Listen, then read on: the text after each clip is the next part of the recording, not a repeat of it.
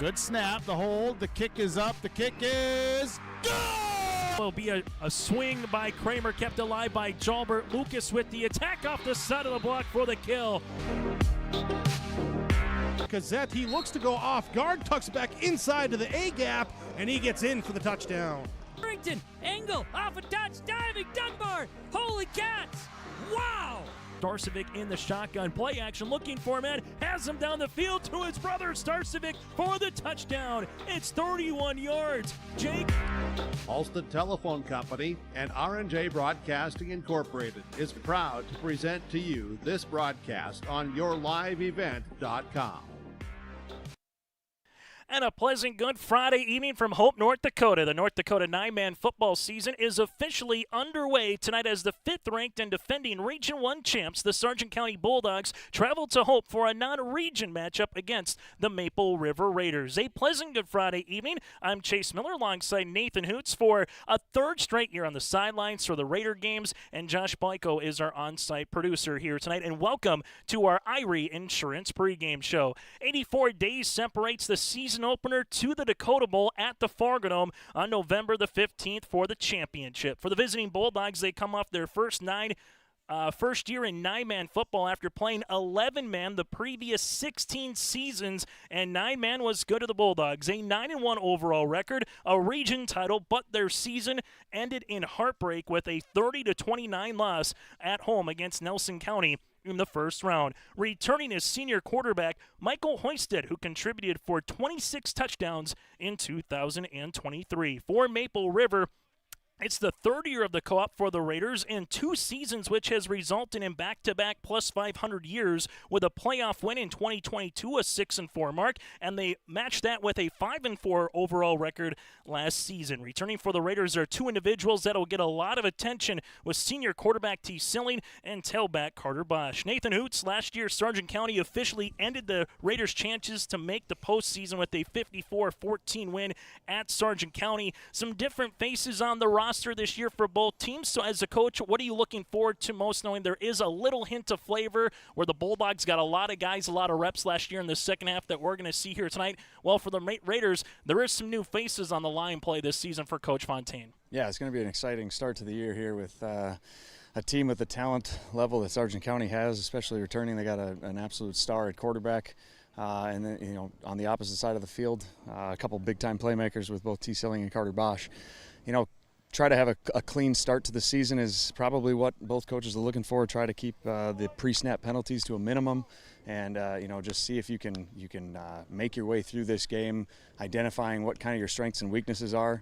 A lot of teams don't get a ton of great practice reps before they get to this first game, just because 9-man football, you don't have a whole ton of kids, and being able to find 18 quality players to practice is tough. So this first game is going to identify a lot of strengths and weaknesses for both teams. After 1 year of 4 regions, we're back to 8 regions again in 9-man football. So 4 games count towards the playoffs. The other 4 games count just towards the win and loss record. And then obviously seed lines from 1 through 4. But for right now, who it's this first game, if you're a coach going into it compared to last year where game number 1 could determine whether or not you make the playoffs, if the team you lose to finishes 4th and you finish 5th.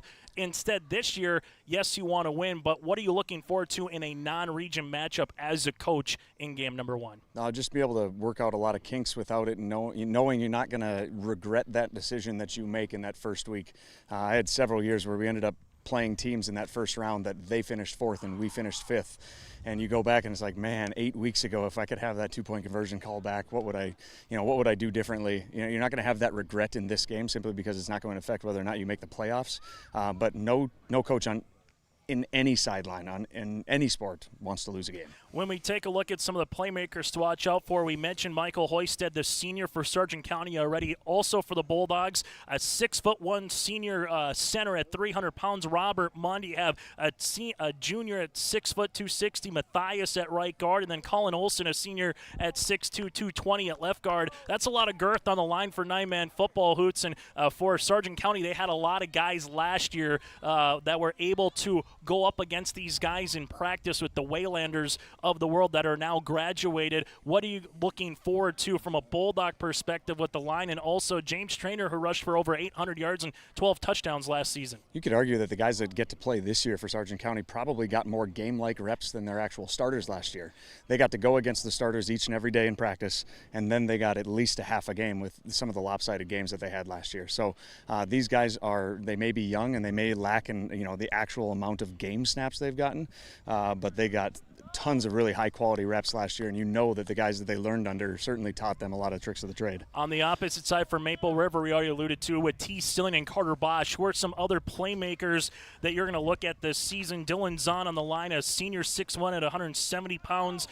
Brennan Anderson and alongside Preston Downs in the backfield. In the backfield will be interesting to see how Coach Fontaine kind of utilizes some of these guys this season. So obviously Stilling and Bosch are kind of the 1A and B as they were last year, but who's going to be some other playmakers throughout the course of the season? Yeah, I think you can look at Brennan Anderson. He's a first-year player here for the Raiders, so kind of getting his feet wet with this squad. I think he's kind of the Connor Dahl replacement, if you want to look at it that way, for this season. He's kind of built in the same manner.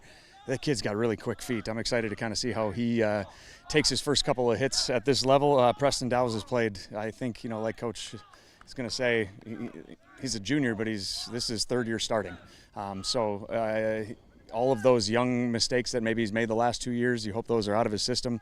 And he's a really good athlete. Get the ball to him in space, and good things can happen. Thank you very much. Who's still to come on our Irie Insurance pregame show? We'll take a look at games going on across the region, the preseason football polls in 9-man football. And when we return, we'll get to our coaches conversation, brought to you in part by Dakota Heritage Bank. We'll hear from Larry Fontaine, but first, when we return in Hope, we'll be joined by Sargent County head coach Eric Olson. It's the Bulldogs and the Raiders to kick off the 2024 9-man football season on yourliveevent.com.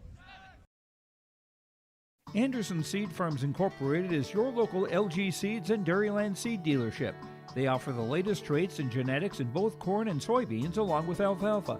Anderson Seed Farms is also a certified seed conditioning plant that grows, conditions, and sells Westbred spring wheat seed, which was the top-grown spring wheat in North Dakota last year. If you'd like to know more about these industry-leading products, contact Anderson Seed Farms in Foreman at 701-724-3601 or check out AndersonSeedFarms.com. The Bison Booster Club, an organization that is rooted in their support of the activities within the Milner Public School District and the City of Milner. They pride themselves on their community involvement in local donations to area projects and sponsorships to help make their community a pleasant place to reside. If you have any questions or are interested in becoming a Booster Club member, you can check out the Bison Booster Club on Facebook or talk with any of the existing members. The Bison Booster Club, helping make their community a better place to live. Joining us now, part of our Irie Insurance pregame show from the Sargent County Bulldogs, he is Eric Olson as they make their way up to Hope, North Dakota for a contest with the Maple River Raiders for the season opener here in 9-man football. And for Eric, for you guys last year, a tremendous season, obviously transitioning from 11-man to 9-man, able to be in the playoffs last year, able to be part of that regular season success. But a lot of seniors that were there last year are now gone, but you have a lot of guys returning. So right off the bat here, just game number one, whether you had 10 seniors as you did, double digits last year, or the seniors you have this year that are maybe getting their first opportunity to be a starter, or juniors, what as a coach are you looking for in game number one of the season, win, lose, or draw, once you kind of put on the film, so to speak, on Saturday, Sunday, Monday, as you get ready for game two? Well, first off, hi Chase, and great to be back. Fall football, talking football with you. So, no, as far as what we're expecting, on Friday, it's we know after 2 weeks of practice there's going to be some mistakes, especially with guys who are on the field, in a varsity spot for the first time. All we ask, we say, make mistakes. It's going to happen, but make them fast and learn from them. Don't have one mistake, snowball into multiple mistakes, but learn from them and grow from them. Obviously we want to get out of these first couple preseason, non-region games healthy, so that's a key. But we want to compete. We want to go out and win, and hopefully be able to use some of the stuff that we've been trying here the last couple of weeks, in practice. And some of it looks good. Some of it we may shelf to, for maybe our region play, so we can fine tune it a little bit more. But yeah, go out and compete. Have fun, fly around. Don't think too much. Like I talk to the linebackers all the time. Read slow and react fast, and hopefully good things will happen. Yeah, a little new this year to what you're talking about last year. 4 regions where pretty much every game you played was a region counter. This year there's 8 regions where you got 4 to 5 teams roughly in every region. So the region champs obviously are making their way to the playoffs, and you'll have 8 of those compared to 4 of those from last year, and then the guys who finished second and third respectively. So how does that change stuff? A lot, if anything, Eric, from a coach's point of view. As you said, you maybe might not show some stuff just because this game matters in a win or loss bracket, but it doesn't matter in terms of you physically getting to the playoffs. So how do you utilize that as a coach this year? Well, I guess first off, to talk about the regions, I really liked the 4 regions of 9 teams, 10 teams, whatever we had, depending on the region. I really liked that because, yeah, every game mattered. And yeah, every game still matters as far as win and loss in the schedule this year. But, really, you only have to win 2 games when you look at it to get into the playoffs. I'm not as big of a fan with that, but that's how it's laid out for us. That's how we got to play it. But yeah, I guess these non-region games are kind of fine tuning, if you want to call it that, for our region play, because really, truthfully, that's what matters for us to get into the playoffs. But you can't. I mean, you talk to these players, every game matters because they want to go out and compete. They want to go out and win. So, we're going to prepare every game like it is a region game, and go from one game to the next, and just try to get better from one week to the next. I know we could talk about a lot of players, but some of the people that you put in the sports guide, were some Michael Hoisted and James Trainer. We'll just talk about those 2 here on the pregame show. Eric, what do you hope from Michael and James's perspective, what they bring to the football field here, whether it's on the football field, off the football field, in practice and school? What do you hope that they kind of provide as leaders this year? Now, like you said, leadership. Those are 2 of our 4 captains, along with Marcus Matthias and Colin Olson. But they've been through the rigors of Friday night football. Michael, this is be his 3rd year in starting quarterback, and James, frankly, we got him out for football again, for the first time since junior high last year, and he had a tremendous season, and he kicks himself for not playing his freshman sophomore year, but just leadership with those 2, and having the younger kids have someone to model themselves after. And Michael, throughout the years, especially you go back to a sophomore year, he made mistakes, and I kept having to tell him, just turn the page, learn from that, and don't make that mistake again. Last year he had a tremendous season, and we hope to see his continued growth for him as a senior. But yeah, all of our upperclassmen are seniors, guys who've gotten playing experience, to just lean on them for the younger kids of advice, technique, whatever, but leadership more than anything else. When you look at Maple River here, Eric, I know a couple of guys are probably going to jump off the page when you say them, in T. Silling and Carter Bosch, 2 guys that had the ball in their hands a lot last year, more than likely will probably have the ball in their hands this year with just the speed and their athleticism. So do you focus everything on them? Obviously, is it, okay, we need to make sure we got our adjustments in the right spot defensively? What do they present as a challenge defensively? I know Larry Fontaine over the years has really like to kind of provide no safety over the top, and let's come at you and see if we can disrupt some stuff. He might switch it up. So I guess what are you anticipating here from the Raiders coming up later tonight? Well, yeah, with Bosch and Silling, probably 2 of the most athletic kids, definitely in the region, if not the state. Bosch, even I remember the kids kind of talking last year. You can see the speed on film, but seeing it on film and then seeing it live in front of you is 2 different things. And they even said he's even faster than I thought he was that we saw in film. And we reiterated a lot last year that he is fast. He can turn the corner and he can go. And so we have to make sure that we corral him and get multiple guys to the football and take proper angles of pursuit when he is in the open field. Because if he gets in the open field, we could be in trouble. And T. Silling, he's just a big bodied kid. He's not gonna run over you or run around you like Bosch will, but he'll try to run over you. And both offensively and defensively, we're gonna have to, hopefully we have a game plan ready for them. But like you said, we can't forget about the other kids that are on the field, because as soon as you focus too much attention on those two, someone else is going to hurt you. But we know that those are they're two primary playmakers, and if we want to have success here on Friday night, we're going to have to contain those two. Hey, Eric, as always, thanks so much for your time. Glad the Bulldogs are part of your live event this year where all the fans can watch all the home games with Bryce calling the games, whether it's in, Milner or alongside Gwinner. And then obviously we'll have you for a couple road games like tonight as well. So glad to see you again. Football season is here, and best of luck this season to the Bulldogs. Appreciate it. Thanks for all you guys do, Chase. That again, Eric Olson, head coach for Sargent County. When we return, we'll hear from the head coach of the Raiders. That is Larry Fontaine.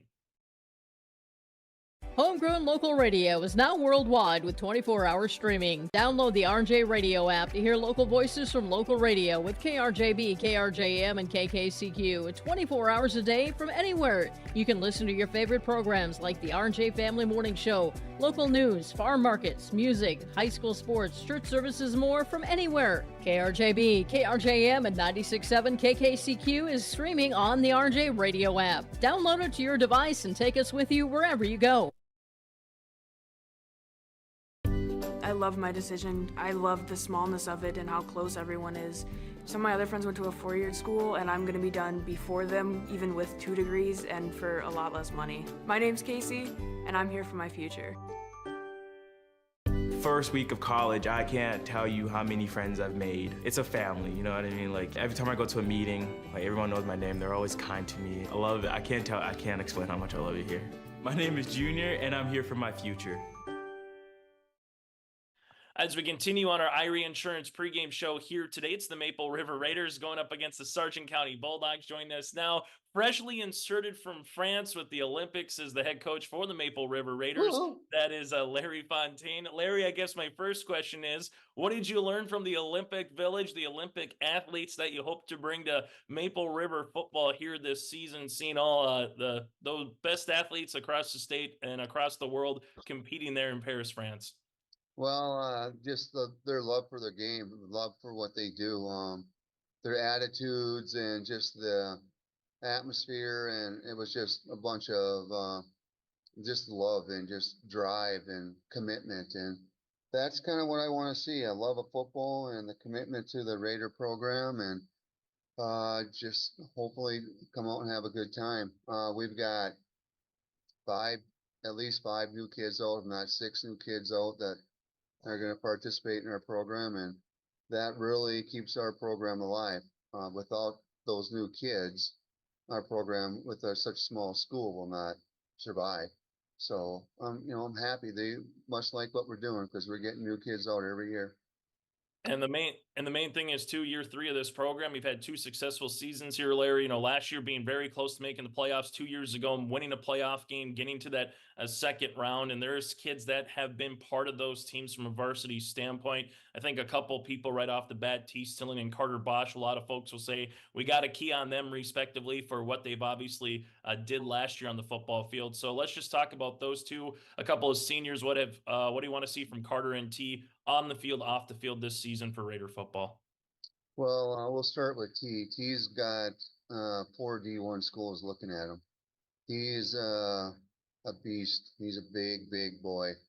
And the character that he has shown and the leadership that he has shown in our practices this year is beyond reproach.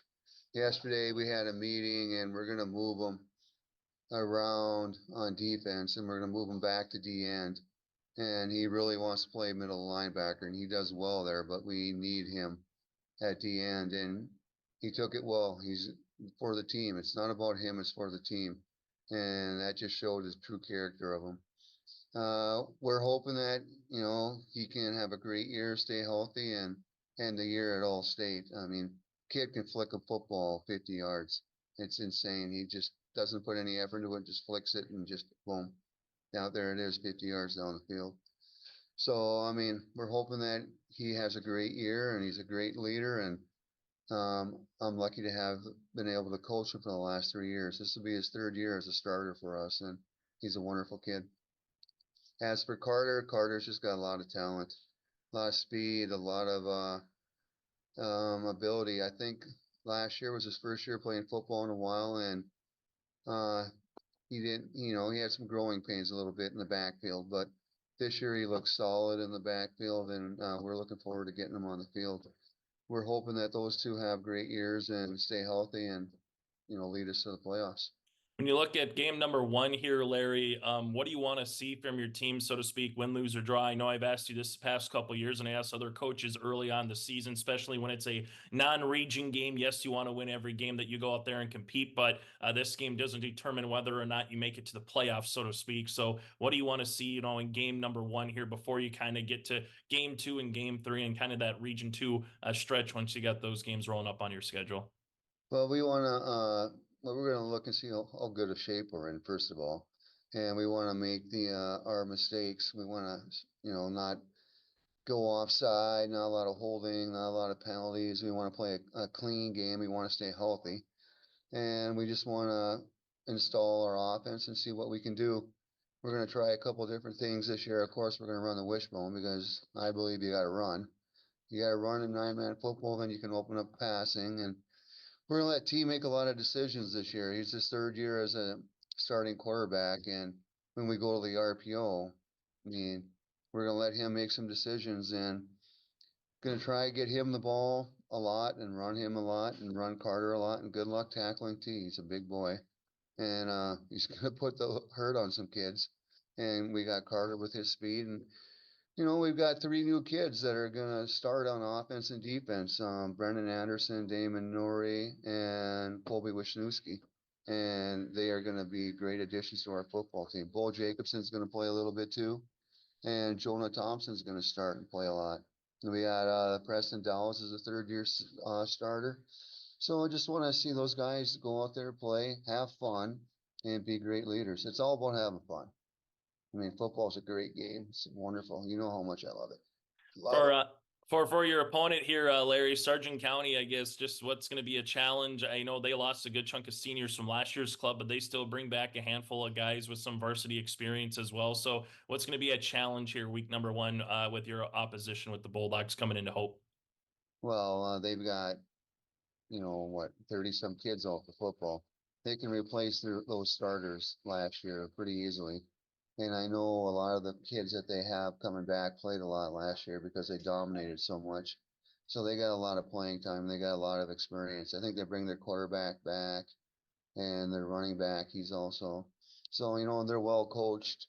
They'll be prepared, and they're going to give us a great game. They're a tough team.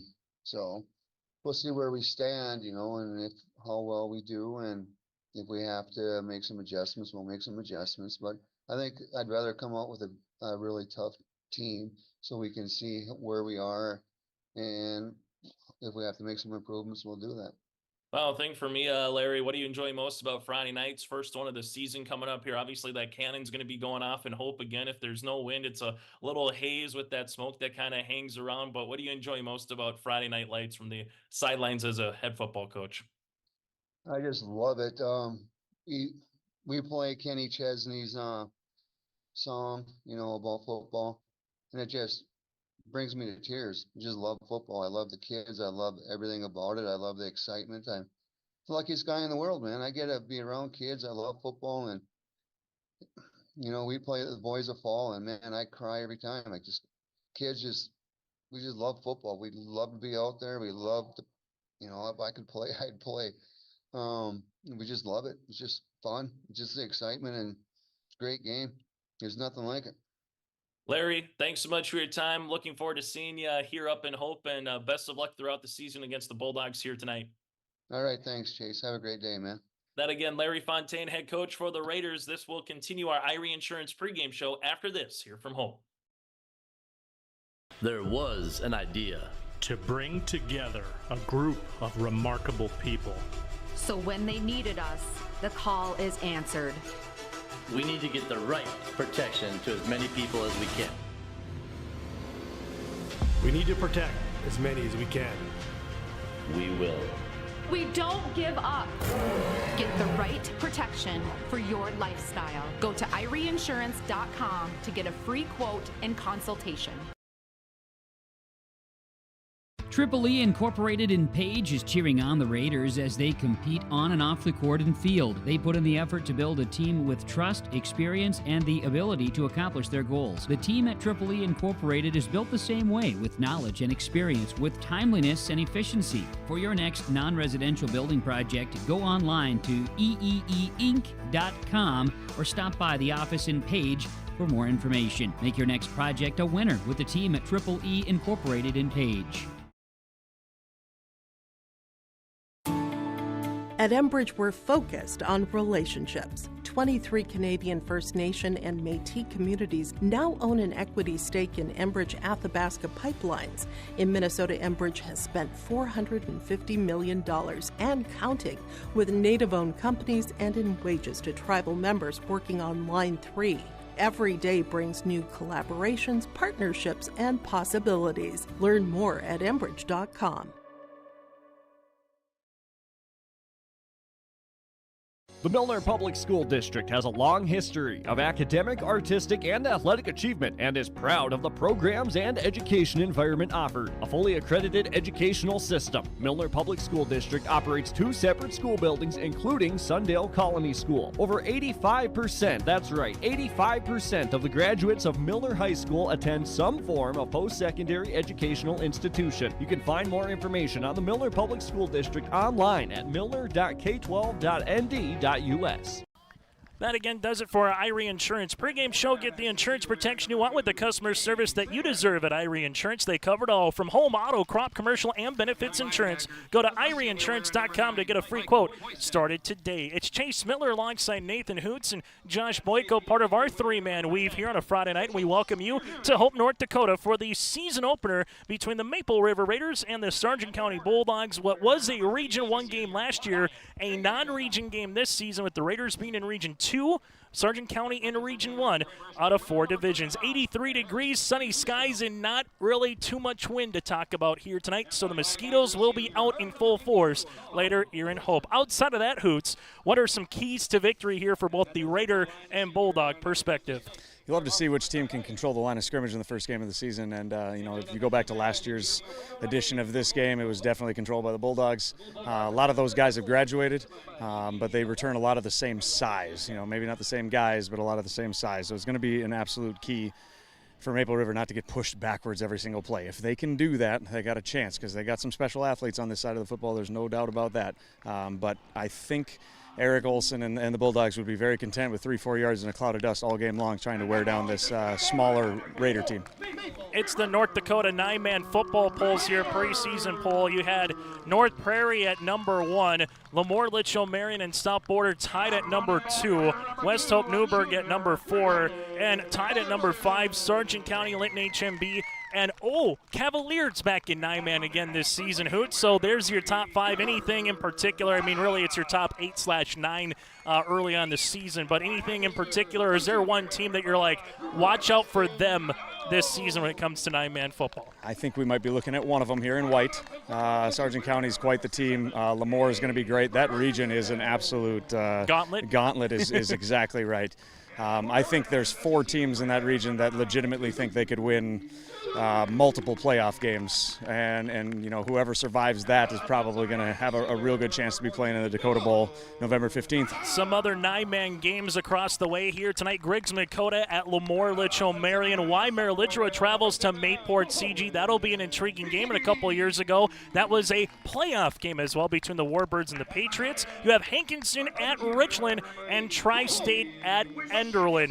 Hoots with the couple of regions that there is this year with Region 1, Region 2, for football fans out there wondering how do you make the playoffs, finish in the top 3 in the region, you get to the postseason. If you win your region, you earn a bye to the second round. If you're the 2 seed, you'll host the 3 seed. So, for example, if Maple River was the 3 seed out of Region 2 and Sargent County was the 2 seed out of Region 1, the Raiders would have to go to the Bulldogs in the opening round of the playoffs. How do you like the playoff format this season? It's terrible, but thank you for asking. No, the way they did it last year was so much better. We have 8 games, or 9 if you had a 10-team region. There's too many games where it's like, hey, guys, this doesn't count toward the region standings, but you know what? Give it the best you can. Kids know when a game matters. You can preach it all week long, but kids know.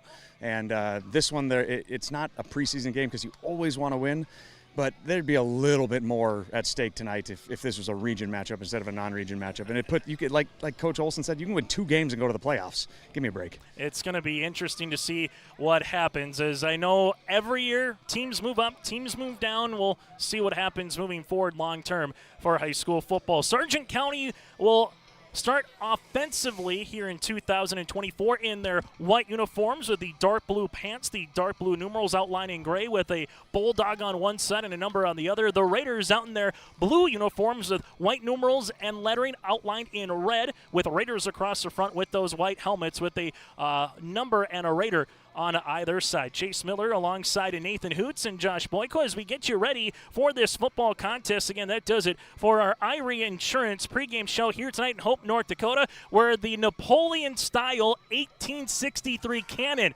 has already came off. 1857 Hoots was the make or model of that particular cannon. It was made in 63. The early 1900s, it's been in this particular city. A great little added value when you come to games here in Hope, North Dakota. I hope it booms a lot tonight. As opening kickoff here of the 2024 season will be put on the tee, as this one here for the Maple River Raiders will be Preston Dow's. 7:01 is the opening kick, and the season is underway. It's a little squibber, if you will, to the 40-yard line.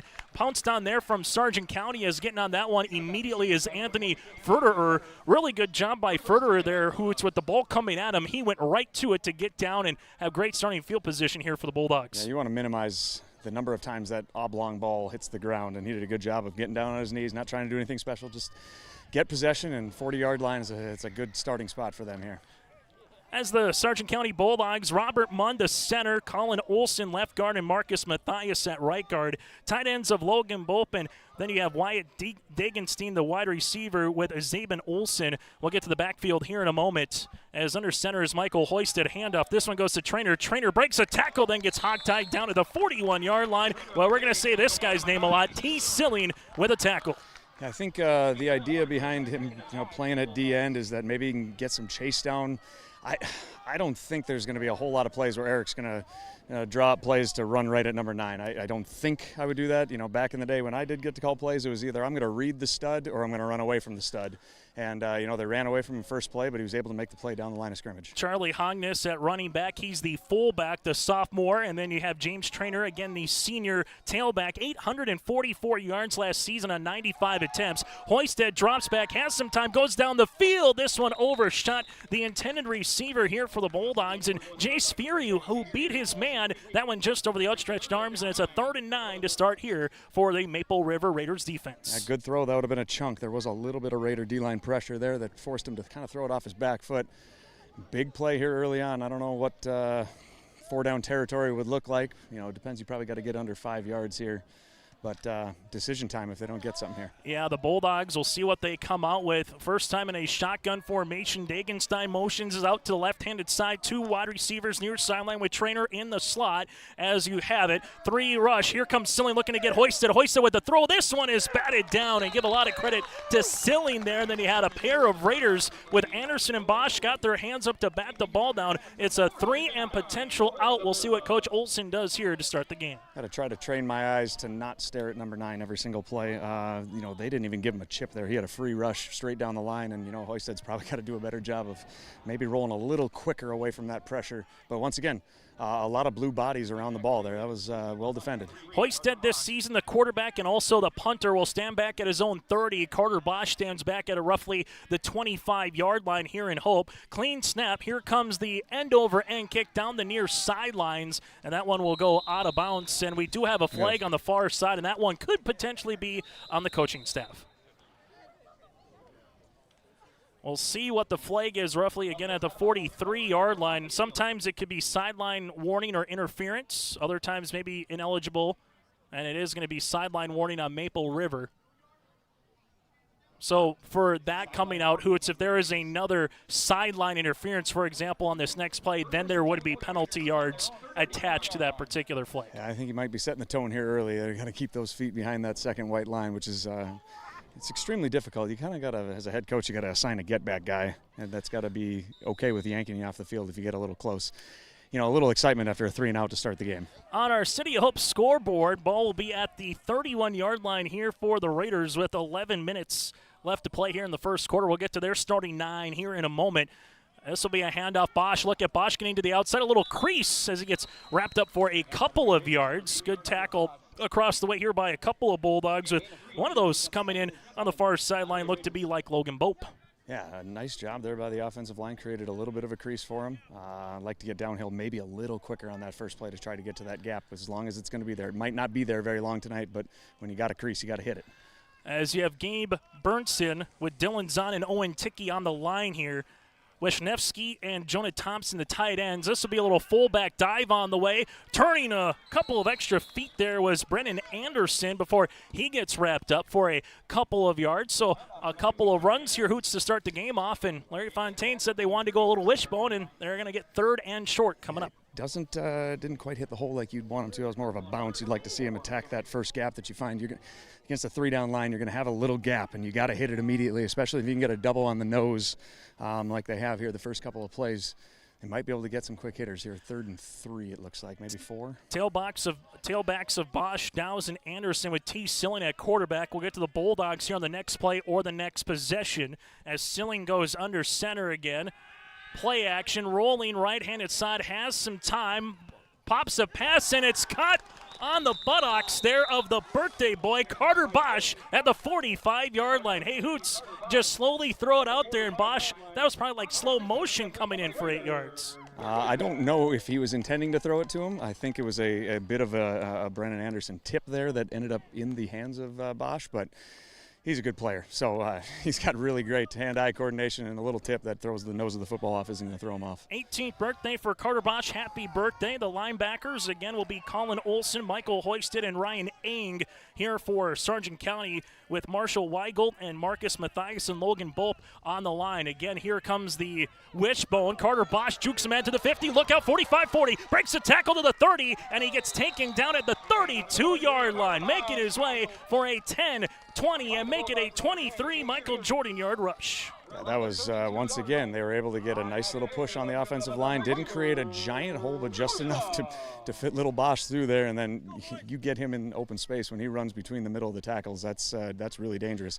We already got hands on hips here on the D-line, so interesting thing to keep an eye on with this temperature. Wyatt Dagenstein will be in the backfield with Jace Fury and James Traynor as well here for the Bulldogs. A hot, humid night here in Hope, North Dakota as we welcome you to game number 1. Winner goes to 1-0, loser drops to 0-1. This is, again, a non-region contest. Silling in the gun. Now a QB keeper delayed draw getting hounded by Munn. Trying to get to the edge. There's he at the numbers. To the 20, to the 15. Silling with a shake and bake. To the 5, spins his way. Dives into the end zone. Is he in or is he down at the 1? They're going to call him a yard short at the 31-yard line. T. Silling with the shake and bake for 31 yards. I didn't have a great angle over here, but should he have been taken down for about a 5-yard loss?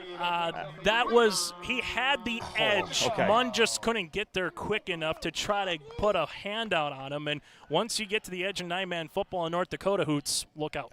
There's so much space and so little bodies out there. If you can get to the edge, and one of the most important jobs of that defensive end in 9-man football is you cannot allow anyone to get to the outside. And maybe they play it a little differently where the corner has the edge, but if he can get outside of that end, there are two guys in blue that rarely will be caught in the open field. First and goal on our City of Hope scoreboard. 68 yards so far for the Raiders on the drive. They go under center with T. Silling, muffs the football, gets the ball right back. Is it a Oklahoma, little Nebraska fumble-rooski? It works either way. Silling with a 1-yard quarterback keeper.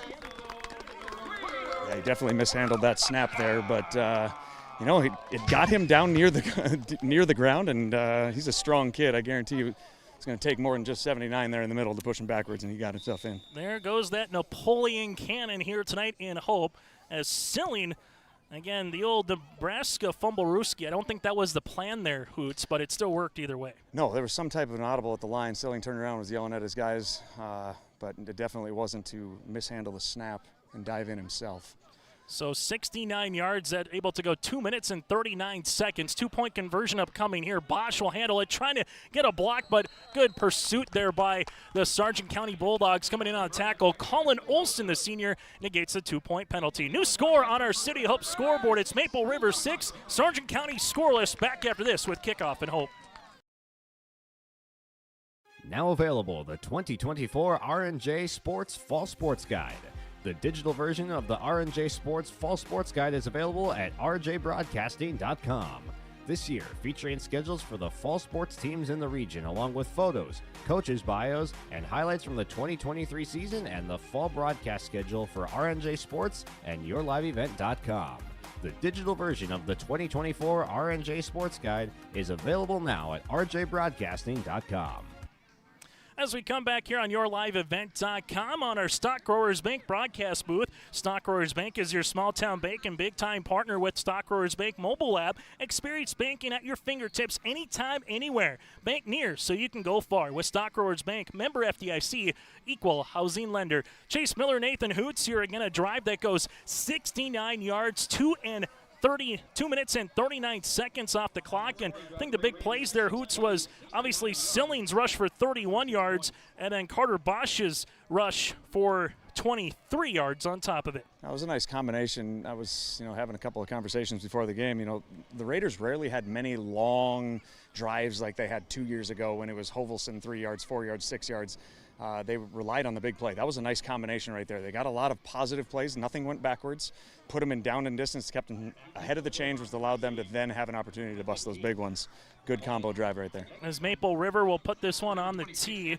As again, Preston Dowles will do it here, and we'll see what happens. Sargent County, I'm guessing last year, if you really wanted to, with the starting 9 that they had last year, it's not too many 3-and-outs when it came to the Bulldogs opening up a season in 2023 that resulted again in a region title for Coach Olson and a playoff appearance. Yeah, they were so multiple last year. They could line you up and spread, and Hoisted could throw it. They could line you up under center, and Martinson would run it. They were very multiple. Here comes Dowes. This one will be an onside. It's loose. It's free. Who's got it? It goes past 10 yards, hit a Bulldog. The up man then able to come after it. And fortunate there for Sargent County, able to hustle on that ball was Ryan Ang, the 5'10 junior. And a couple kicks so far here by Dow's Hoots that have been very interesting if you're both sides of the football here. Sargent County, you love the starting field position. Maple River, you almost got your hands on an onside kick. And I don't want to be giving away any company secrets, but I did get to watch a little special teams yesterday, and that was not an intentional onside kick. There were some balls that rolled all the way down to the 10, and there were others that looked the exact same that would go 10 yards. So, maybe that's something that's a positive for the Raiders. You never know where it's going to go. First down and 10 here for Sargent County. Wide receiver split out either side here for the Bulldogs as Hoisted, the senior, has the snap, gives it to Trainer, has a crease into Raider territory, takes a shot, but able to get some positive yards here for the Bulldogs. A gain of 4 makes it 2nd and 6. Bulldogs O-lineman first time being able to get to that second level, which caused that hole to get 3 or 4 yards there on first down. As second down coming here, and the one thing with Sargent County, when you look at their starting lineup from last year to this year, there is some new faces, Hoots. So there is going to be some newness like anything else to kind of get your feet situated. But a ton of juniors, a ton of seniors, only one underclassman in the starting lineup this season for Coach Eric Olson. Yeah, and I think that makes it important the way the Raiders have started here. They gotta take advantage while these guys are still learning and getting their first starting game reps. Hard count here for Hoisted. Hoisted pitches it out to Trainer. Trainer looking for a block, cuts it back inside. Good job by Trainer, who sometimes they say plateau, but hey, if you can get a lane for a couple of yards, go make a couple of yards on the play. Preston Dowse comes up with a tackle, but I like the run there by Trainer. Yeah, great job getting downhill right away. Raiders linebackers did a nice job of coming. They got off the blocks real quick, and they had 4 or 5 guys right around the play, but, got to be able to make first contact before 3 yards downfield. Taking a look at last season for the Raiders, they averaged 32 points a game. Defensively, gave up 28. Sargent County averaged 50 points per contest. Defensively, gave up 16. Third down and manageable here for the Bulldogs as they go back under center. I formation, ball's on the ground, and this one will be a loss of 2 yards. Good job by Sargent County getting it back on top of the football, but Dowse has been flying around. It's a 2-yard loss on the play. Yeah, it's going to be something to keep an eye on. He pulled out a little quick on that snap and didn't quite get a good handle on it. It's not, the grass isn't wet. It's not crazy humid out, but a lot of sweaty hands, and that ball is getting probably a little slick right now. On our City Hope scoreboard, work and play in Hope, North Dakota. From job listings and housing options, you can search HopeND.com. That's HopeND.com. And fourth down here, you're kind of in no man's land as Hoisted comes out as he will be in the shotgun formation. They double Silling, Hoisted in the flat, overthrows Trainer, and that one will be incomplete. So you get a 3 and out, then a turnover on downs, and the Raiders will have starting field position near the 50-yard line. Yeah, had a man once again. Created just enough space to get that first down if the throw would have been on the money, but just a little off, a little pressure there on the side from Silling to maybe force him to throw it a little higher than he wanted to. Another stop, though. So Maple River coming out with a couple of really nice plays, both offensively and defensively, and now all of a sudden the Raiders put one on the scoreboard here. They can get up by 2 possessions here against these Bulldogs. And as you alluded to, Lamore, Litchfield, Marion, Hankinson, a Tri-State, the Warbirds, and Sargent County all in Region 1 this year. That is Murderer's Row if I've heard of a 9-man region. T. Silling looking to get to the outside, trying to pick up a block, gets to the numbers, to the 50-yard line. Then there's going to be a couple of flags at the 49. We'll see if there's maybe a potential block in the back sometimes or if it's a hold. And I think the early indication here, Hoots, is a hold. Yeah, and Logan Bope, the D-end on that far side, did a real good job of stringing out. He got his outside shoulder free and just kind of forced T to continue to have to go farther and farther outside. Not exactly the way you want to have to block it. You got to be able to take care of that edge man right away. So this would be a spot foul at the 49-yard line, and then they'll mark it back from there, and it'll be roughly about a 1st and 17 or so. Any new rule changes this year, Hoots, that you heard about in football? Sometimes we've talked about this in recent years where, a 15-yard penalty in high school doesn't mean an automatic first down like it does in college and or the pros. So anything new this year that came out in terms of some of the rules that you heard about? No, just, points of emphasis stuff that the tush push is not something that's going to be happening here in high school football, just to make sure that we are not aiding the runner. You can aid the pile, but you cannot aid the runner. So that's something that they're going to really be focusing on. Reggie Bush, no much longer at Notre Dame. Here we go, as this one will go to Carter Bosch. Bosch looking to break a tackle. Good pursuit here by the Bulldogs. Bosch finally gets wrapped up for about a 2-yard gain, but really good pursuit, keeping the cup. We heard Matt Entz say for so many years, keeping linebackers and corners everywhere so you can make a tackle. Finally coming in on that tackle was Colin Olson, but really good pursuit on the outside here, Hoots, by number 31 in Marshall Weigelt here for the Bulldogs. Yeah, a lot of short, choppy steps from DBs and linebackers there. They were not going to allow him.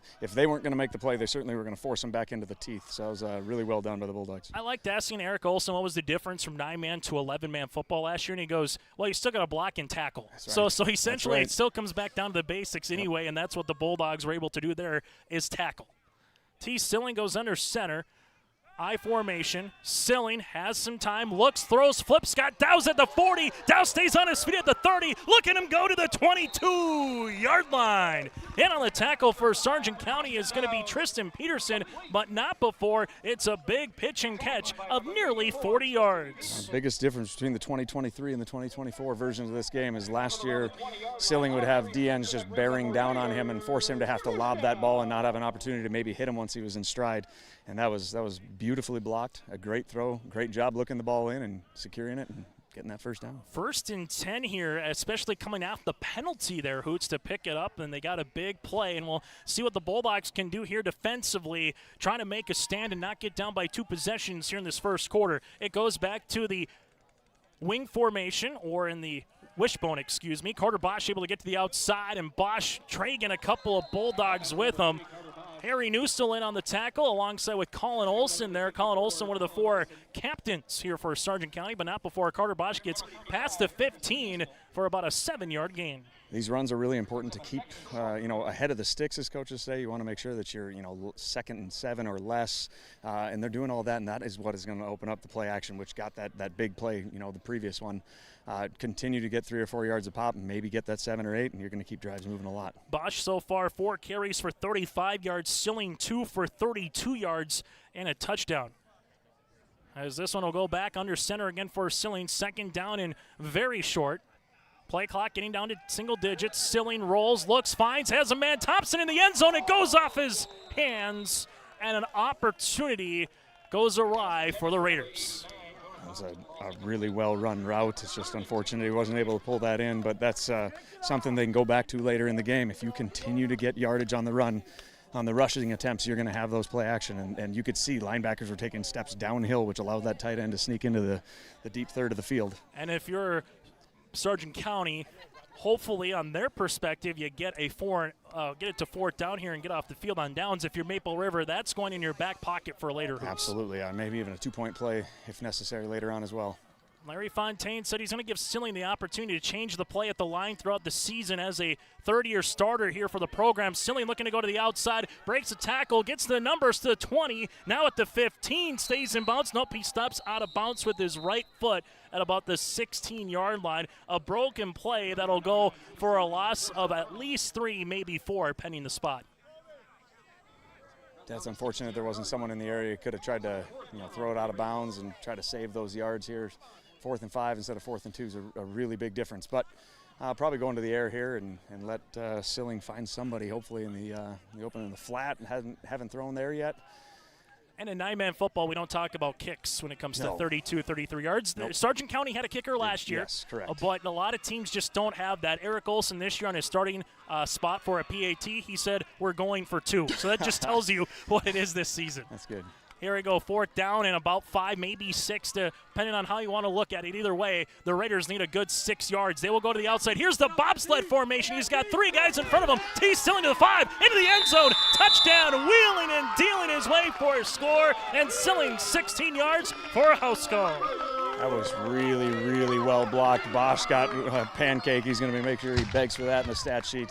But as soon as he spun, you call it that bobsled play, you just had guys upon guys outside there. Last year when this happened, that D-end would break through and blow up the entire group. This is a nice little change up here from the Raiders. Well, you had T. Silling as our senior spotlight for our first edition of the Coaches Show, and he's showing you why so far with 2 touchdowns in the first quarter. Yeah, he's kind of playing like a man amongst boys right now, and hopefully they can continue moving this thing in the right direction. 2-point conversions are so critical when it comes to high school football, especially in 9-man. They can literally be a touchdown or multiple scores after the end of the game. Bulldogs fended them off the first time. What did the Raiders have in store the second time? And the Raiders can't go nowhere. Trying to get it to Anderson on a little fullback dive play, and good pursuit up front by a couple of Bulldogs, including Luke Mund in on the tackle. But a new score on our City of Hope scoreboard. It's Maple River 12, Sargent County scoreless here in Hope, North Dakota. Hometown Community Bank serves both the Hope Page and Maple Valley school districts in Page and Fingal, North Dakota. If you're interested in an egg loan, real estate, consumer, commercial, or HELOC, give Dwight a call at either branch location. Reach out to Janine about investing in a certificate of deposit or save by opening a money market account. Proudly supporting the Maple River Raiders and wishing the athletes and coaches a successful year. Hometown Community Bank is an equal housing lender and member of the FDIC. Let the geeks at GK Technology help you with your agricultural data. Their agronomists know agriculture. When it comes to creating soils and zone maps to maximize yields in your fields, you can trust the people with decades of experience in site-specific agriculture. Everyone at GK Technology has a background in agriculture, so they know what makes a farm run, and they speak your language. The geeks at GK Technology have a map and an app for that. Back here on YourLiveEvent.com, a drive that goes 53 yards for the Bulldogs, able to eat up almost 3 minutes of game time, and it results in another touchdown. So far, Hoots 2 scores for Maple River, both by Silling rushes. Sargent County with a 3-and-out and a turnover on downs. If you're a Bulldog, what do you want to see offensively here on the third possession? I think similar to what you had on that second possession, if you get rid of that fumbled snap that forced 3rd and 2 into 4th and 5, forced you to have to pass the ball. They were moving the ball on the ground 3-4 yards, just like how we talked about in the pregame. I think that's something they'll probably go back to here. Dowse puts this one on the tee. This is his best kick of the night, but it's going to go out of bounds. So it'll be the third flag of the night, the second that'll result in yardage here for the Maple River Raiders, as that one was a line drive to the third base down the line, fair or foul. Make him kick it again. Make him do it again. That's what I was just going to ask, Hoots. What would you do? Always make him kick it again. There's so much space in 9-man. It's one of the greatest plays. Make him kick it again. You only get it at the 35-yard line. That's not good field position in 9-man football. So you'll take the extra 5 yards here on the kick. And they'll kick it again. As I was waiting to say, they got to move it back, right, Hoots? I was waiting for the official to give it to Dowse there. I mean, if they'll give it to you at the 40, you take it at the 40. But yeah, now you're looking at, if you're not past the 50, you're probably disappointed the way the first couple of these kicks have gone. Game that started 24 minutes ago here in Hope. So far, 4 possessions combined, 2 by both teams, and still 3+ minutes here on the scoreboard.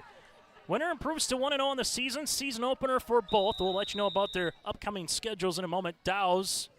This was a kick that's going to roll its way to about the 35-yard line. And, well, Hoots, it's about Price is Right rules. It's a horse apiece. They got a couple feet out of it, so good decision. As the Bulldogs will have their third possession here of the contest. They've started at the 40, the 48, and now at the 35-yard line here. And I know Sargent County was able to get a couple of scrimmage in where you brought a Linton HMB, and I think it was South Border a week and a half ago. Enderlin able to come in there. And I know you talked about scrimmages, but the one thing with Larry Fontaine's club, it's going to be man pressure defense across. Motion man is going to be Trainer. He gets to the boundary, picks up a block to the 40. Best play of the night for the Bulldogs, almost results in a first down. But here comes the yellow hanky at the 36. That was really late. But you know what ends up happening when it's back there. It's nothing other than some type of block in the back or holding. That's going to be a tough one there on Sargent County, as they will take a look at the spot of the ball. Will be holding, first penalty of the night for the Bulldogs here, and that'll push him back all the way to the 26-yard line. And again, Hoots, you're just trying to find different things, trying to get players out in space. And as we alluded to, one of the better plays that we saw tonight to get Trainer out in space. But now that goes back to first and a country mile here for Sargent County. Maple River able to get past it earlier in the quarter, and we'll see if Sargent County can. Yeah, when you put Silling on the wide side as a D-end, you force a lot of the runs to have to go to the short side. You can kind of overload like they do right now and have more bodies in space. Hoisted rolling near sideline, getting pressure, throws the ball. Look out to our cameraman. That one will go out of bounds. Says, again, the press box here in Hope jets out where Josh Boyko has a post in front of him at about the 45-yard line. And if he stuck his hand out there, he might have been able to get his hand on the football. Does that go down as a deflection in the book? I don't know if you keep stats at your live event. That'll go down as just an incompletion. Okay. Regardless, that would have been the first time we've had a football here in the press box. We were close on a punt one year. Very close. I'd be interested to know, is the design of these plays immediately to roll him away from T. Silling, the quarterback rolling away, or is it I'm getting the ball and I know he's coming, so I'm just going to run away from him as quickly as possible? It's forcing some bad throws here. Well, we've seen when the opportunity comes like this, Hoiston motions the man in Ang to left-hand side on Silling's side because they're trying to help as much as possible. There's the double. Silling trying to get through it. Hoiston with a chance to throw. Has a man down the field at the 50. Oh, it goes off the shoulder pads. Incomplete. Sargent County had a chance with Logan Bolt for a big gaping play. Instead, it'll go to third and long. Trent Warren getting his first varsity action here this year, playing a little corner. Got beat a little bit, but he's a kid that one mistake he's going to make, he's going to look over at the coaches, take that coaching, and hopefully that'll be the last time he does that. He knows he's man-to-man all game long. He has no other responsibility than the guy lined up next to him. Got to keep him in front of you. Frank Martin will come in here, as he will come in for Dylan Zahn. T. Silling, I think, Larry Fontaine said they're going to put him at different places throughout the ball game, but wherever he is, the Bulldogs are definitely looking to double. And at that time, Hoots, they gave Hoisted a pretty clean pocket to step up and throw. Yeah, but if you got to assign 2 guys to him, the numbers game work in your favor if you're in blue. Trainer going to motion across. They fake it to him. Hoisted. This one is going to be wrapped up by the aforementioned Silling for a sack. Back to the 21-yard line. That was really good pressure from all three defensive linemen there. Jonah Thompson on the outside got a little deeper than the quarterback. Probably don't want quite that much, but he drew his guy to come with him. Frank Martin in the middle got some good pressure to help clean up if T wouldn't have finished it, but I think we know that he's going to finish things off.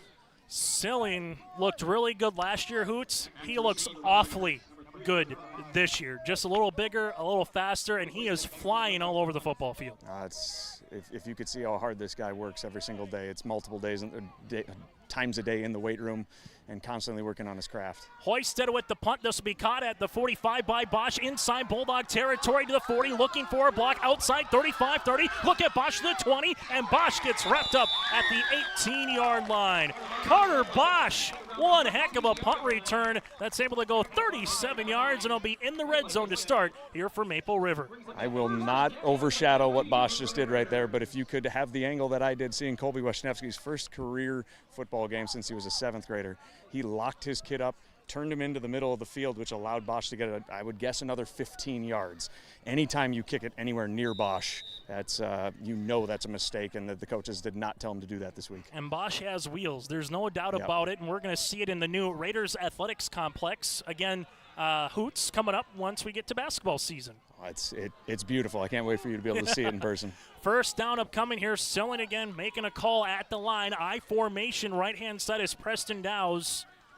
Bosch dots the I. It's the bobsled play again. Here goes Silling to the outside looking to pick up a block to the 20. Great pursuit there by Trainer as he shoved off Bosch and he got Silling for a loss. Great pursuit again by the senior 5'8" in James Trainer. I wonder how emphatic the coaches were to make sure that play did not beat them again.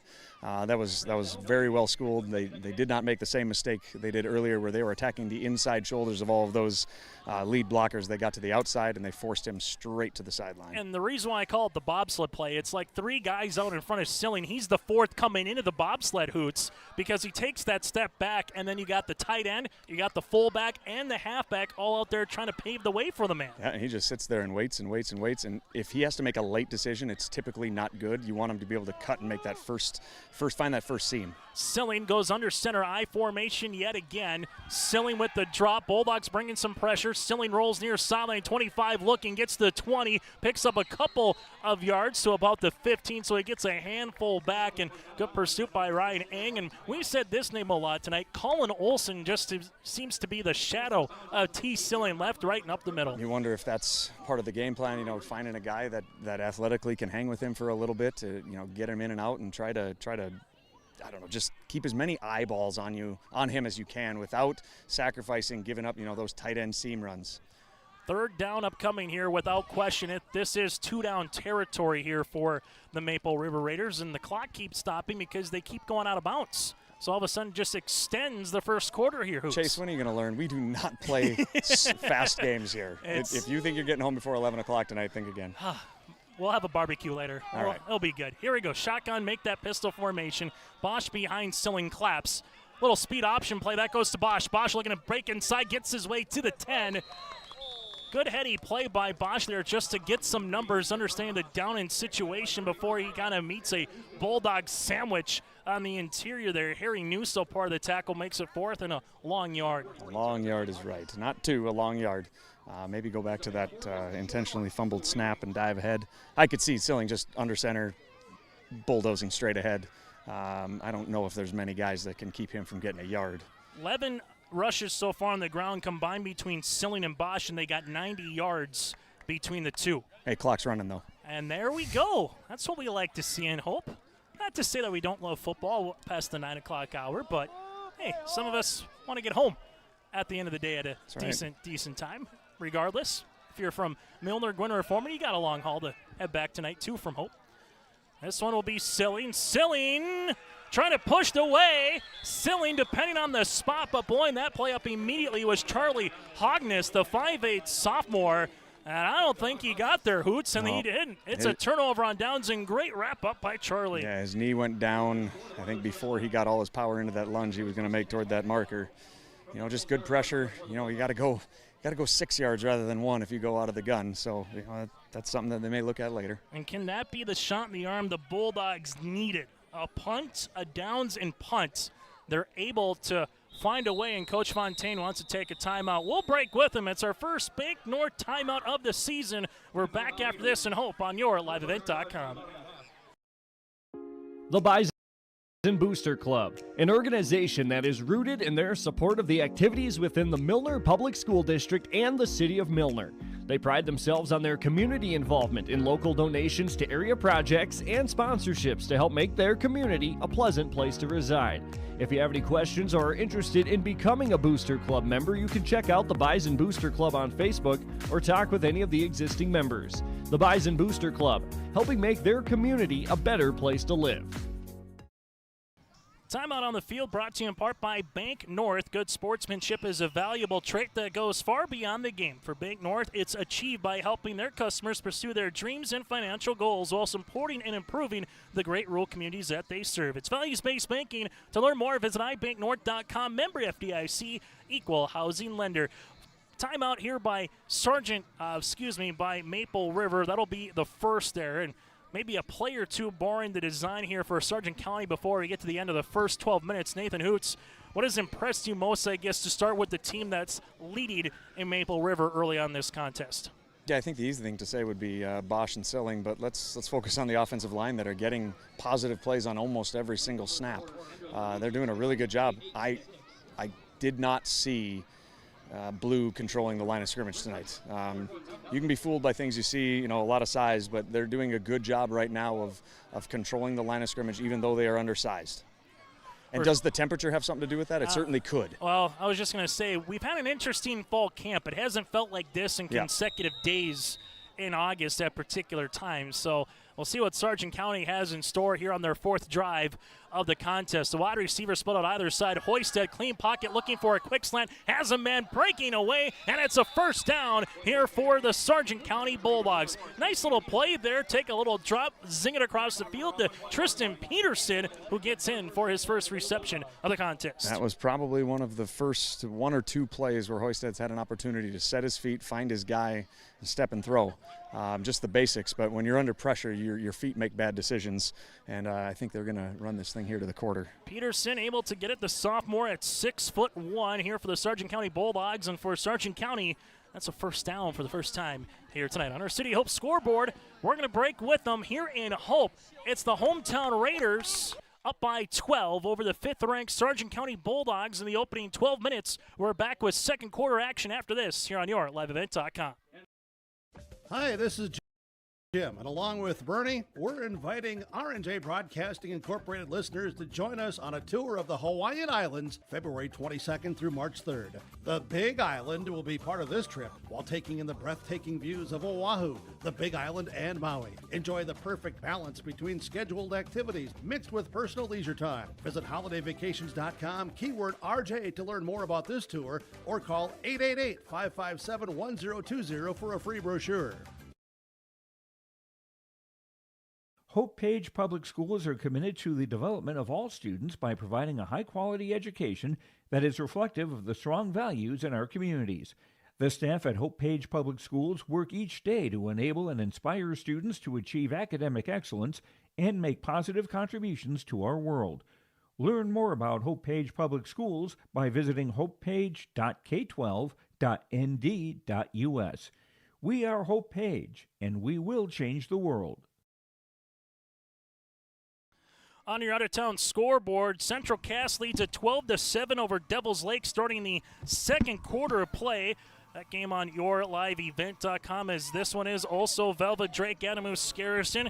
That co-op just gets larger every season against the Kindred Vikings, 1-2 in 11A. It's Kindred 7, Velva Drake Adamus 6. 5.5 minutes left to play in the second quarter. And also on yourliveevent.com tonight, Southern McLean against Carrington. The Carrington Cardinals lead at 12-0 with 8:50 left to play in the opening half.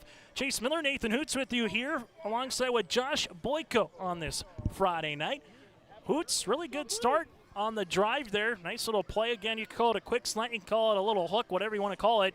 Hoisted had time, wasn't going deep, found a man, a big 6'1" sophomore frame, and Tristan there and able to get that first down. Yeah, did a good job of understanding that the Raiders' job is to make sure that if you're playing man-to-man with no safety, you can't allow anything behind you. So you might as well take all of that space and try to take advantage of that. That's exactly what the Bulldogs did, as they will go under center and starting to spread out Maple River a little bit here. Twins to the near sideline, one to the right. Trainer in the backfield. Hoisted goes back under center. Munn gets the second line. They're trying to follow him. Able to get maybe a yard or two, but quickly, good pursuit here by Maple River. What looked like maybe a 5-yard run was limited to 2. Yeah, the Raider linebackers are doing a nice job of getting off those big guys really quick. I think taking advantage of those Bulldog linemen being so big versus the athleticism of the Raider linebackers. It's really polar opposites if you look at it out there. I mean, there's a size advantage almost everywhere across the board. Second down upcoming here for the Sargent County Bulldogs. 2nd and 8, as they will go into the shotgun formation to the left. Is Trainer here with Hoisted in the shotgun. Maple River, 3 men up the front with Martin at the nose guard, if you will. And able to break a tackle immediately was Hoisted, but then 3 Raiders again in on the pursuit, and one of them with the bear hug comes in. Number 77. Don't have a 77 on the roster here, Hoots, so I'm going to pass that one to you. Yeah, I'm going to Bo Jacobson. Okay. Bo Jacobson, yes. Okay. All right, I was searching just like you, but yes, I'm not great with numbers. I can identify body types, and he kind of sticks out like a sore thumb there with the Raiders. All right, so Bo Jacobson goes from 88 to 77. This is part of the season opener here. You just never know what you're going to get at the end of the day. Probably just a simple typo. But regardless, it will be 3rd down upcoming. But Jacobson, again, did a good job coming in on a tackle. I-formation Bulldogs looking to get their second first down of the drive and get some offensive momentum going. Pitch play. This will go to the outside. Trainer spins out of one tackle, but Martin is there also with him in on the tackle. Yet again is Bo Jacobson, and he won't get past the 30-yard line. They needed the 31 for the first. That'll bring up a 4th down after about a yard, maybe yard and a half. You know, I don't think Coach Fontaine is going to take this film and go teach anyone how to individually tackle, but I think he will take this film and go, this is how we tackle as a team. If you can't make the play by yourself, you hold him up for dear life and then wait for the rest of the cavalry to come, and the cavalry's coming. All right, now Sargent County, they'll have to count up the guys, 4, 3, and there you go. Now they got their 9 out there. Hoisted goes back to about his 15-yard line. Clean snap. Maple River playing prevent, making sure nothing trickery comes. This one's going to bounce at the 37. Bosch will see it roll past the 35, and then that'll go to about the 32. Good punt by Hoisted to flip the field on that one. That's nearly a 40-plus yard punt. But now the Maple River Raiders, trying to get up by 3 scores, will have the ball at their own 31-yard line. I think if you would ask Coach Olson, hey, you're going to get the ball at your own 10-yard line here, if you could move the ball, 40, 70, 60 yards in one direction, I think you're probably going to take that, get the ball past the 50 and rely on your defense and see if you can make some plays here. If you're just joining us, T. Stilling with a 1-yard rushing touchdown in the first quarter with 8 minutes and 21 seconds, capped off a 69-yard first quarter, and then Stilling with a 16-yard rushing touchdown following that capped off a 53-yard drive as well. That's the difference so far, 12-0 Raiders over the Bulldogs on our City of Hope scoreboard.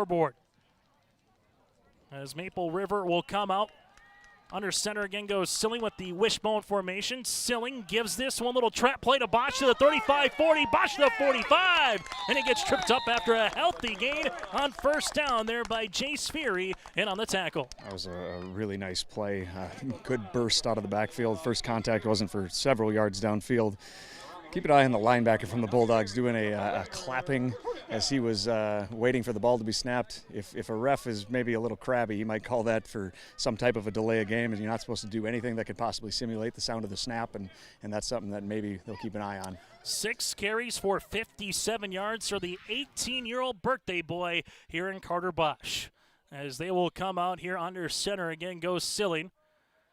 For Sargent County, they got 5 linebackers. Fury playing a free high safety and 3 down linemen. This one will come. Silling trying to get to the outside. Picks up a block. Gets to about the 50 before he's wrapped up on the play by Ryan Eng. Is taking a little crack block there was Michael Hoisted. And this one comes across, and it will be a gain of a couple of yards. And they've done a nice job. I think you could argue the most important play that was run by the Raiders in that first quarter with those 2 quarterback sweeps where they had all the linemen and backs out in front, and they've taken that play away the last 2 times they've snapped it. Probably a total of negative yards the last 2 times they've run that play. And it's now ball at the 50-yard line. This is an interesting point of the game here, Hoots, because Sargent County won the toss, elected to receive. So if Maple River can get in the end zone and force another punt or downs or something, going up by 3 scores bare minimum going to the half is going to maybe feel like more than 3 scores as Larry Fontaine will take a timeout. We'll talk about that when we come back after another Bank North timeout here in the first half on your liveevent.com. Farmers, are you expanding, upgrading, or want to automate? Visit with the experienced staff at Hope Electric to learn about the latest electrical systems and the newest technologies that they have developed to make your operation more efficient. Get a custom system in place with features like iPad truck loading and remote view grain storage, touchscreen controls, hazard monitoring systems, and wireless cellular cameras to protect your assets. Hope Electric, serving the agricultural and commercial industry since 1978. Visit hopeelectric.com or call 701-945-2460.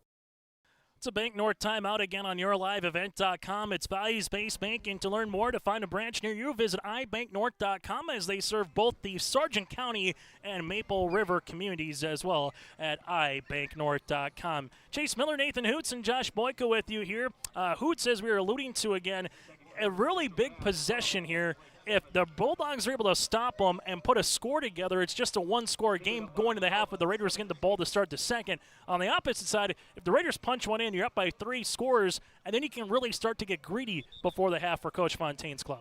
Yeah, I think if you could milk 3 or 4 minutes off this clock and worst case scenario, give it up the way you did in that last possession where you're inside the 10.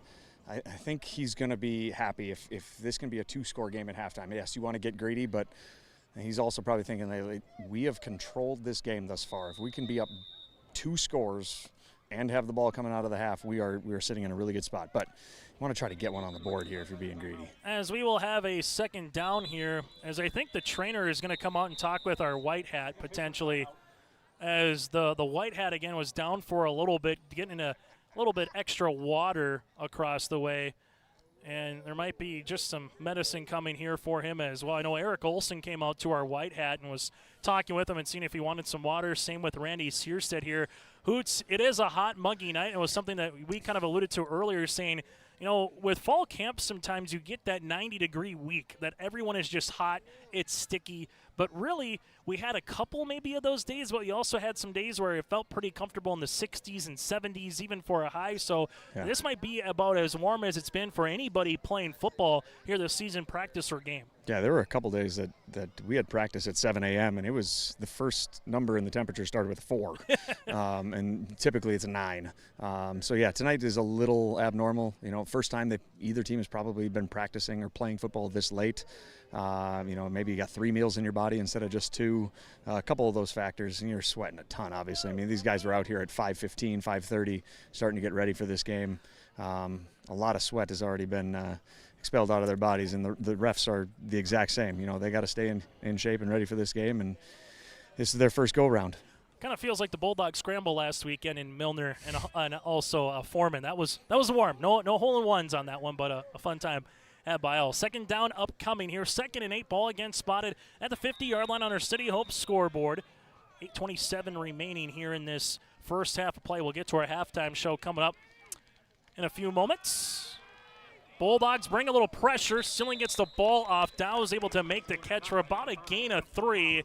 Good job coming on the inside here for Maple River. Anderson picking up the blitz to allow Silling to get that ball off. But regardless, they bring 4 Hoots. They get Silling to get the ball out quickly. And the Bulldogs, 1, maybe 2 plays away from trying to get the ball back. Yeah, I think they're feeling a little bit of momentum here right now. They've kind of gotten the Raiders offense to stall out a bit here the last 8 or 10 plays. Nothing terribly big has happened. So I think they're hoping that maybe this momentum can flip and they can get one on the board here. As they will go under center again. Silling gives it to Bosch. Bosch looking to pick up a block but can't do so. Sargent County, great pursuit on that play. Michael Hoisted was part of it, and also with him on the tackle party there, Charlie Hogness for about a gain of 1 for Carter Bosch. This is the biggest decision of the ball game thus far. 4th and 5, midfield is typically a go. Your defense has been really, really good. How many reps have you gotten with your punt team is probably a question that they're looking at each other right now. How many yards could we net if we punted? If it's 20 or less, you're probably going for it here, and it looks like that's probably what they're going to do. Fourth down here for the Raiders. They got one timeout remaining here in the half, while Sargent County, they have 3. Silling. He will assess the situation here. Shotgun, trips out to the left-handed side. Anderson lines up to his right. Silling, QB keeper. Silling's going to get wrapped up in the backfield and beating his man immediately off the football here for Sargent County. Their biggest play of the evening comes Harry Newstall. The freshman brings down the senior. That was a tremendous individual play. We talked earlier, we weren't sure if the first guy was going to be able to get him down, and to be able to make that play in this situation is really big. Now, that was the biggest decision of the game thus far by the Raider coaching staff. Now there's a little bit of, nervous energy here from the Raiders. You got to get a stop right here. You can't let them, roll this momentum from getting that stop into something negative here. Kelly Newstall's got a grin and probably a mile wide across the way in that nice little cab that he has. I believe that's Kelly out there on the east side of the football field. He's got one heck of a 4x4, I'll tell you that much. And that guy's been to a game or two. He knows exactly what he's got to do to have a good view. Here comes Hoisted, big step, big throw down the middle. Trainer, no one around him. He's loose. 10-5, touchdown, Bulldogs. One play and one score, 49 yards, and it's a house call as the Bulldogs, for the first time this season, have reached pay dirt. It's kind of the thing we were just talking about. Coaches have different philosophies. You just made a big play, so let's go make another big play right here and stack them on top of each other and take a chance and try to take a shot, and they did that right there, and they had multiple guys wide open. And it goes back to what we just said moments ago, Hoots. A possession that could really change the game either way. The Bulldogs get the stop, they get one play and one score, and all of a sudden, don't look now, it's a one-possession ball game on the City of Hope scoreboard. And a really big two-point conversion right here. As they'll go under center, Trainer will dot the I. Hoisted comes under center here. Mund is the center. Motion man making his way across the world on the orbit, wide open in the left-handed side. Here comes the throw, and batting it away here for the Maple River Raiders is Kobe Weshnevsky, as being open immediately was Jace Fury, but by the time Hoisted had to get his head around to see him, it just became a little too late. Regardless, the Bulldogs are on the board, down by 6. The Sargent Central Dollars for Scholars chapter is a nonprofit foundation that supports academic success in the community. The mission is to mobilize the community on behalf of post-secondary education success for the students. Dollars for Scholars chapters help hometown students achieve their educational goals by raising scholarship funds, establishing endowments, and more. For more information, scan the QR code on screen or stop by the Sargent Central School District. Tonight's sponsor with the Sargent Central Dollars for Scholars is the Wilprecht family. Maple Valley Parents is a nonprofit organization whose main purpose is to promote, encourage, and support the Maple Valley students, teachers, and staff. MVP strives to strengthen and enhance the educational and social environment of the Maple Valley School District by providing opportunities for students, teachers, and parents to learn, socialize, communicate, and grow together. MVP Group welcomes anyone to join them in their mission. If you'd like to get involved or see upcoming events, check out the Maple Valley Parents Facebook page. Maple Valley Public School will begin the year with the completion of the building project, which added 14,500 square feet, housing a community fitness center, gymnasium, locker rooms, and a pre-K room. This addition will significantly enhance community opportunities by providing updated equipment and facilities. Maple Valley will also launch the Best in Class for our 4-year-old program this year. The Best in Class program includes curriculum, professional development, and resources to create learning environments for pre-kindergarten students. Milner Grain understands that agriculture is your livelihood, and we're committed to providing you with the highest quality of services to meet your farming needs. Milner Grain has a passion for our community and the farmers we serve. Milner Grain is locally owned and operated. When you're looking for a partner in the field, look to Milner Grain. Call 701-427-5284 or check out Milner Grain's app with current up-to-date prices. Milner Grain is here to help you and your farm grow. The Whitehead has gone off the field here in Hope, and he's going to get checked out inside. He went down to a knee. He's coming off his own power, which is the good news, but he looked a little wobbly, Hoots, from our point of view. So you go from a 5-man crew now down to a 4-man crew here. And for the officials, just like it is for the fans, the players, the coaches, it's a warm evening, and the old adage, you just aren't 100% sure. So now the officials are talking with both Larry Fontaine and Eric Olson, letting them know where obviously the big thing at a lot of 9-man schools, Hoots, is the play clock, where it always becomes the judge, if you will, or the official is essentially the one that puts his hand up and lets you know when it's 10. So going to be interesting to see how they form, not because of what Maple River or Sargent County is going to do, just because you're down a man now for the guys in stripes. Yeah, so you're gonna lose your back judge, who's typically the guy that's giving you that countdown at 10-5. So I assume it'll become now the umpire, because that's got to be the guy that's closest to the quarterback to make that signal.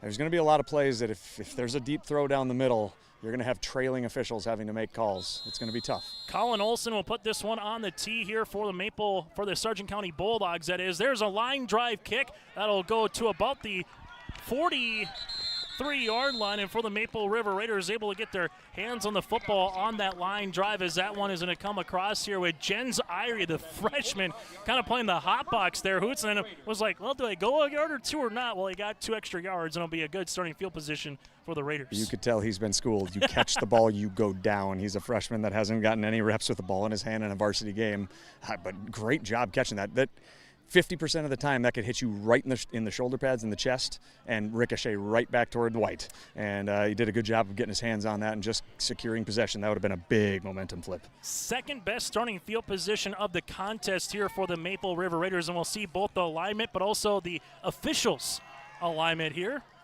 as they will come across. First down upcoming here for Silling, as they will go under center. Silling pitches it out to Carter Bosch. Bosch looking to get to the boundary. Trainer can't get him to the 45-50, and Bosch makes his way close to a first down. It is up the far sideline for 12 yards. That was a great block by Preston Dowes over here. He did an awesome job of setting the edge. And, there was a secondary edge defender coming from Sargent County, but he just did not quite have the angle. And, you know that Bosch is fast. Like, you can watch it on film, and you can prepare for it, and you can say, yeah, I got this. But as soon as you see that speed in real life, it's a lot different. And I guarantee the first time you take that angle and you miss, you're going to take a lot wider angle, which may not be a big deal, and you might not give up a big run, but that 2-yard gain is going to turn into 5 because he's scared he's going to give up 40. First down and 10 upcoming here. The Bulldogs, this is where they made the stand last time, then took one play for a house call that went 49 yards again. Hoisted to Trainer for the score for Sargent County. First and 10, Maple River. Pitch play out to Bosch again. This time cuts back in, goes between the teeth of the Bulldogs. Gets about a healthy 3 yards before he's met and taken down by guess who? Again, one of the senior captains in Colin Olson. A lot of pressure defensively from the Bulldogs here that we haven't seen in the first quarter and a half. I'd say first quarter. But Bosch does a really good job of the first guy's not going to get me. And if that can continue to happen, at least positive yards should happen. And the one other thing, too, to see, Hoots, is what, again, you're looking at the nose guard here with the Sargent County Bulldogs in Robert Munn. If he can take 1 or 2 guys on, all of a sudden it's the numbers game like you're talking about. And Olson has kind of been the guy with that numbers game making the tackle behind him. Yep, yeah, absolutely. You've got a guy that can eat up a couple offensive linemen.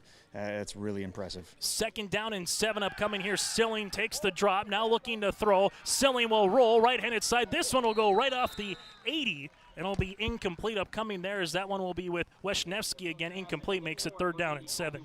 Good job. Interiorly, didn't get a whole lot of pass rush. You can tell Mund he's a run stuffer. He's a guy that you are not going to run in the A-gap either side. He's kind of a 2-gap interior defender, but he's not much of a pass rusher. And I think that Silling is realizing that, center Zahn is able to handle him one-on-one. I'm able to take my 3-5-step drop. I'm able to climb the pocket because my guy's going to be able to hang in there and not give up too much of a pocket collapse. This kind of feels like deja vu all over again. Ball at the 40-yard line. Third down here for Maple River into Bulldog territory. Who's going to make a stop or who's going to make a play offensively? Silling rolls, fumbles the football, and it's going to be a turnover. This one is still free. Nope, they're going to say it was down. That Sargent County eventually came up with it, and there's the turnover the Bulldogs were looking for, as hopping on that football again here for the Sargent County Bulldogs is yet again the freshman in Charlie Hognes. Make him a sophomore, Charlie Hognes comes in for the turnover. Yeah, so the second time now, once for each team that ball has gotten on the ground.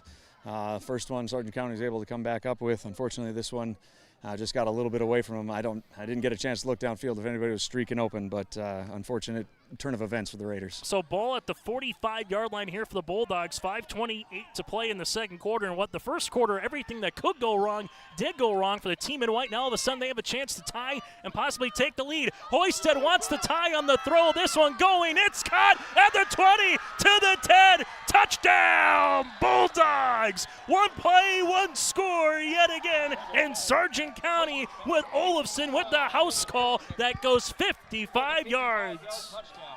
No, he was in really good position. His head just never turned to find the ball. Probably needed a better pass and ball call from the sideline here to let him know when he's supposed to turn his head.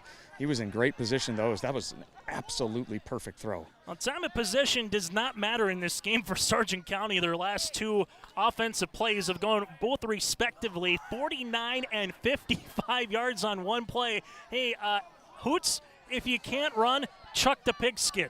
That's what they're doing right now. That's exactly right. And all of a sudden, the Bulldogs with a chance to take the lead on the City of Hope scoreboard. Losing it's Hoisted. Hoisted spins out of it. Hoisted's going to throw the football, looking for the back corner. This one, is it caught? Is it caught? Is it caught? Yes, it is! It's a two-point conversion here for Sargent County. How did Logan Bope hang on to that sucker? It's 14-12 Bulldogs here with 5:17 left to play in the opening half. The Bulldogs lead it by 2 here on your liveevent.com. The ability to accomplish their goals. The team at Triple E Incorporated is built the same way, with knowledge and experience, with timeliness and efficiency. For your next non-residential, go online to eeeinc.com or stop by the office in Page for more information. Make your next project a winner with the team at Triple E Incorporated in Page.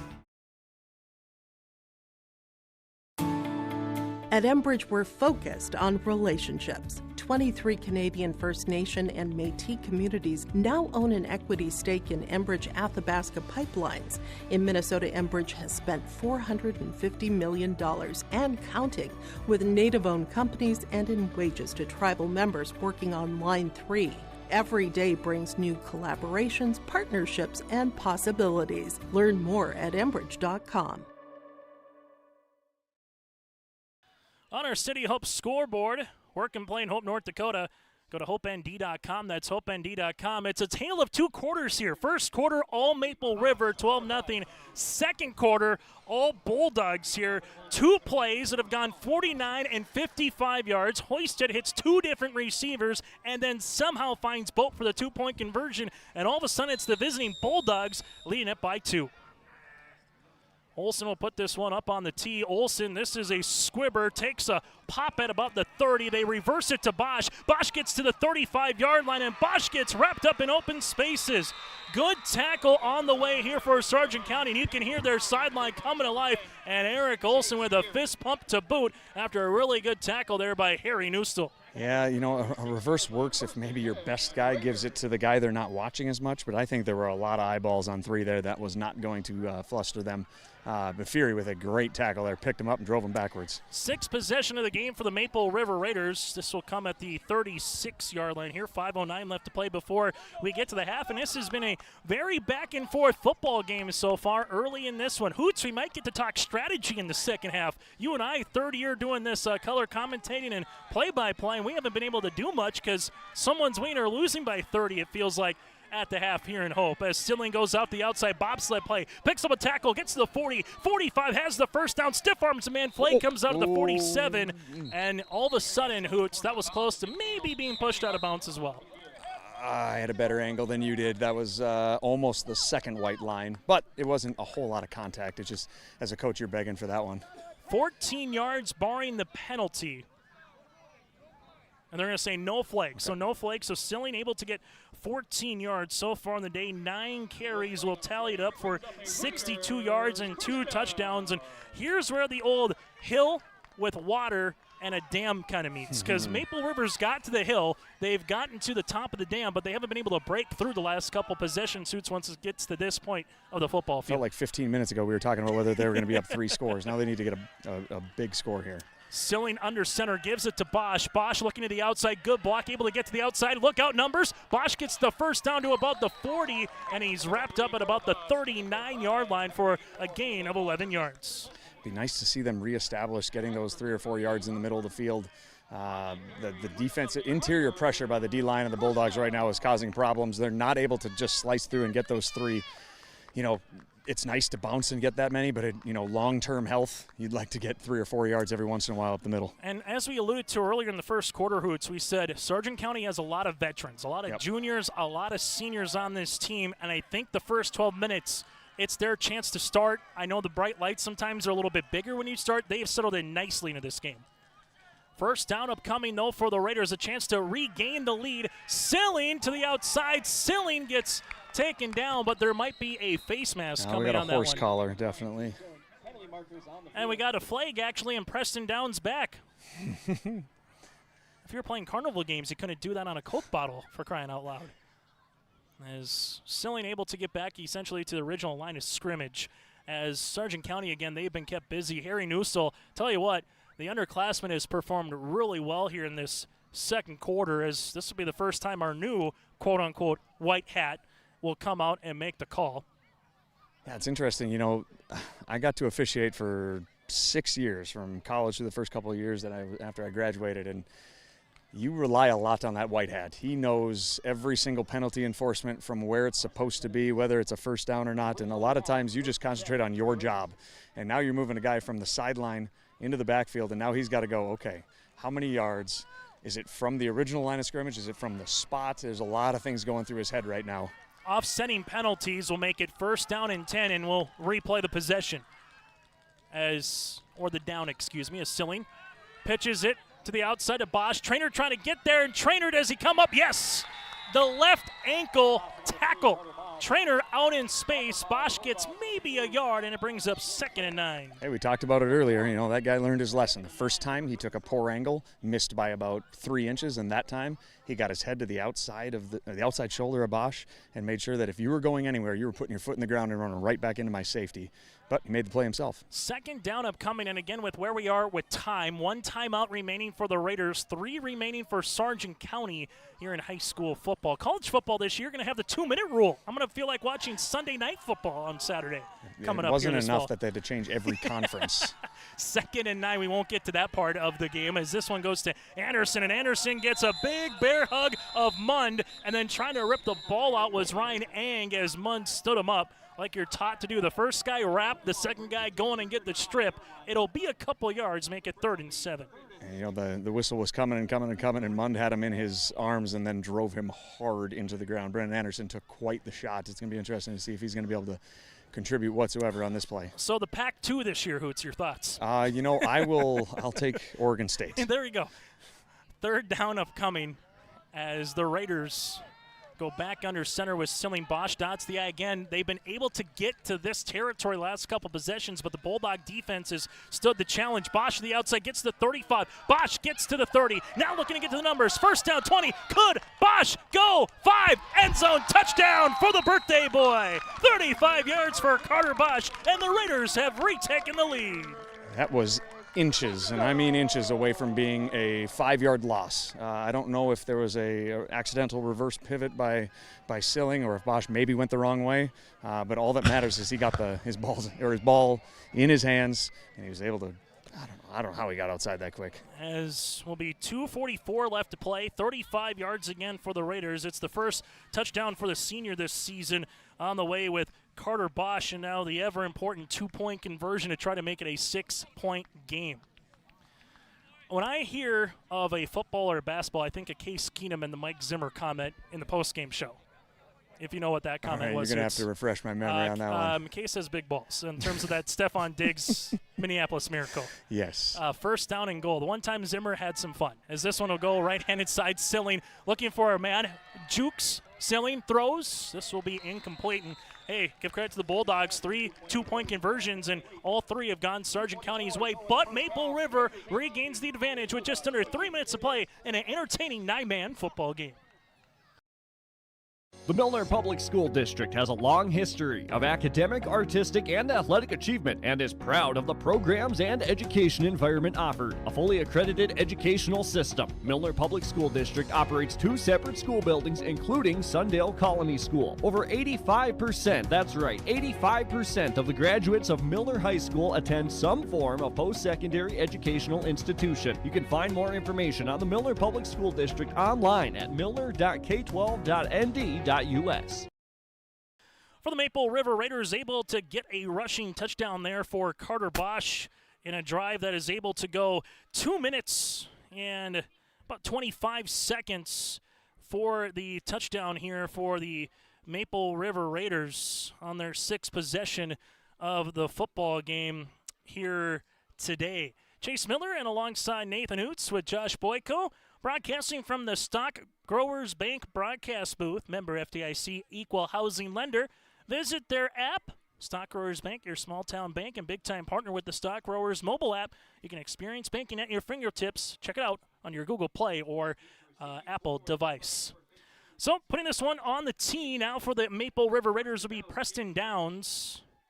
Downs will put this one up at the 40-yard line. It's going to be a squibber, and Sargent County able to hang on to that one. Nicely done by Marcus Mathias, the senior captain. That one just slowly was like a one-hop or a chip there. Hoots able to go right into his mitts, and it'll be in great starting field position for the Bulldogs. You know, I got to find out whether or not that Dow's kid, does he take gigantic divots when he golfs? That tee is flying 10 yards in the air every time he kicks it. So I just imagine he's the guy that's just a digger of the ball when he's out there playing on the course, not the guy that you want to deal with if you're the golf course superintendent. Not at all. First out and 10. Speaking of divots, this looks a pretty nice field again, and Hope they do a really good job. Shout out Mark Frost. When it comes to the luscious green locks of Hope. Here's a first down opportunity, back and forth football game. Mark Hoyst going to step up, big throw down the field, incomplete. And all of a sudden the space looking for Olson, incomplete, but I think Sargent County Hoots, they've said, if we can give Hoisted a chance to step up and make a play, they're really starting to spread the field here, and they are taking some deep shots here on their last 3 plays. Going to be interesting to see how willing is Fontaine to possibly play a safety over the top here. He is bringing in a different corner here. But if they throw it like that 4 times, I'm gonna take that bet that they're going to complete one of them. Hoisted is 3 of 8 for 2 touchdowns, 108 yards. He went 0 for 4, then went 3 for 3 for 108 yards.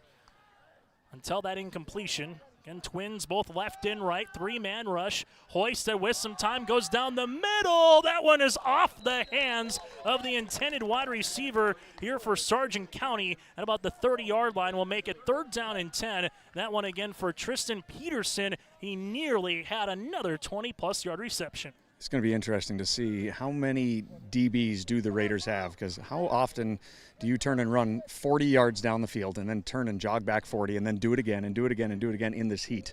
They're going to wear down here in a hurry. You see a lot of hands on hips right now. It's not just on the Raiders side, it's also on the Bulldog side, but there's a lot of tired boys right now and need a halftime. I think everyone's ready for halftime here in Hope, North Dakota for their season opener, and they will go again, spread out the Raiders. Shotgun formation for Hoisted. Hoisted, QB keeper, gets a block, trying to get around the edge. Good pursuit coming here. This one goes right underneath us as the camera runs out of room, for crying out loud. Regardless, Hoisted able to get about 4 yards and make an interesting call here for Coach Eric Olson.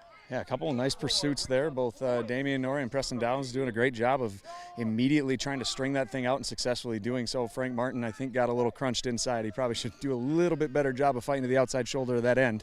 But regardless, big-time play right here. Looks like Hoisted's going to go for it. And if you're making a play call and a draw, if you will, I think it was get some yard suits and make it more manageable. Yep. Maple River, 6 men in the box, 1-on-1 on the outside. Hoisted rolls right-hand side. Hoisted steps up, fires, throws, trainer caught. First down, 40 into Raider territory and pushed out of bounds at the 38-yard line for a gain of 12. And very nice play design right there. Kind of flooded the right side after running just a bunch of vertical patterns. Now you're making guys move horizontally, which all they've been doing is run vertically here for the last, 15 minutes if you're a DB.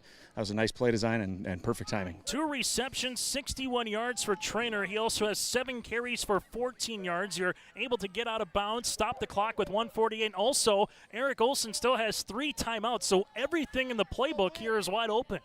Including 4 verts. including 4 verts, as we'll see that again. All go set on 1, ready, break. We'll see if that happens.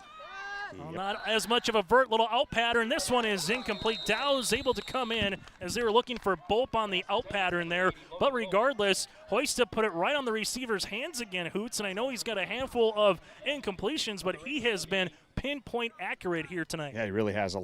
Every ball seems to be touching, a Bulldog hand first, which is really important. You're placing it really well. But if I'm him, I'm not throwing at 3 and I'm not throwing at 5. I look around and go, okay, you're not 3, you're not 5. I'm going to throw at you and see if you can make a play. They've proven their worth. 2nd down and 10 here for Sargent County. Again, they will kick off to start the second half. So the Bulldogs trying to get it in for 6 and take the lead before the intermission break. Twins again, both left and right. Silling gets doubled. Hoisted rolls, steps up, fires, throws, has a man down the field with Trainer. Trainer incomplete, but Bosch is going to get called for the pass interference.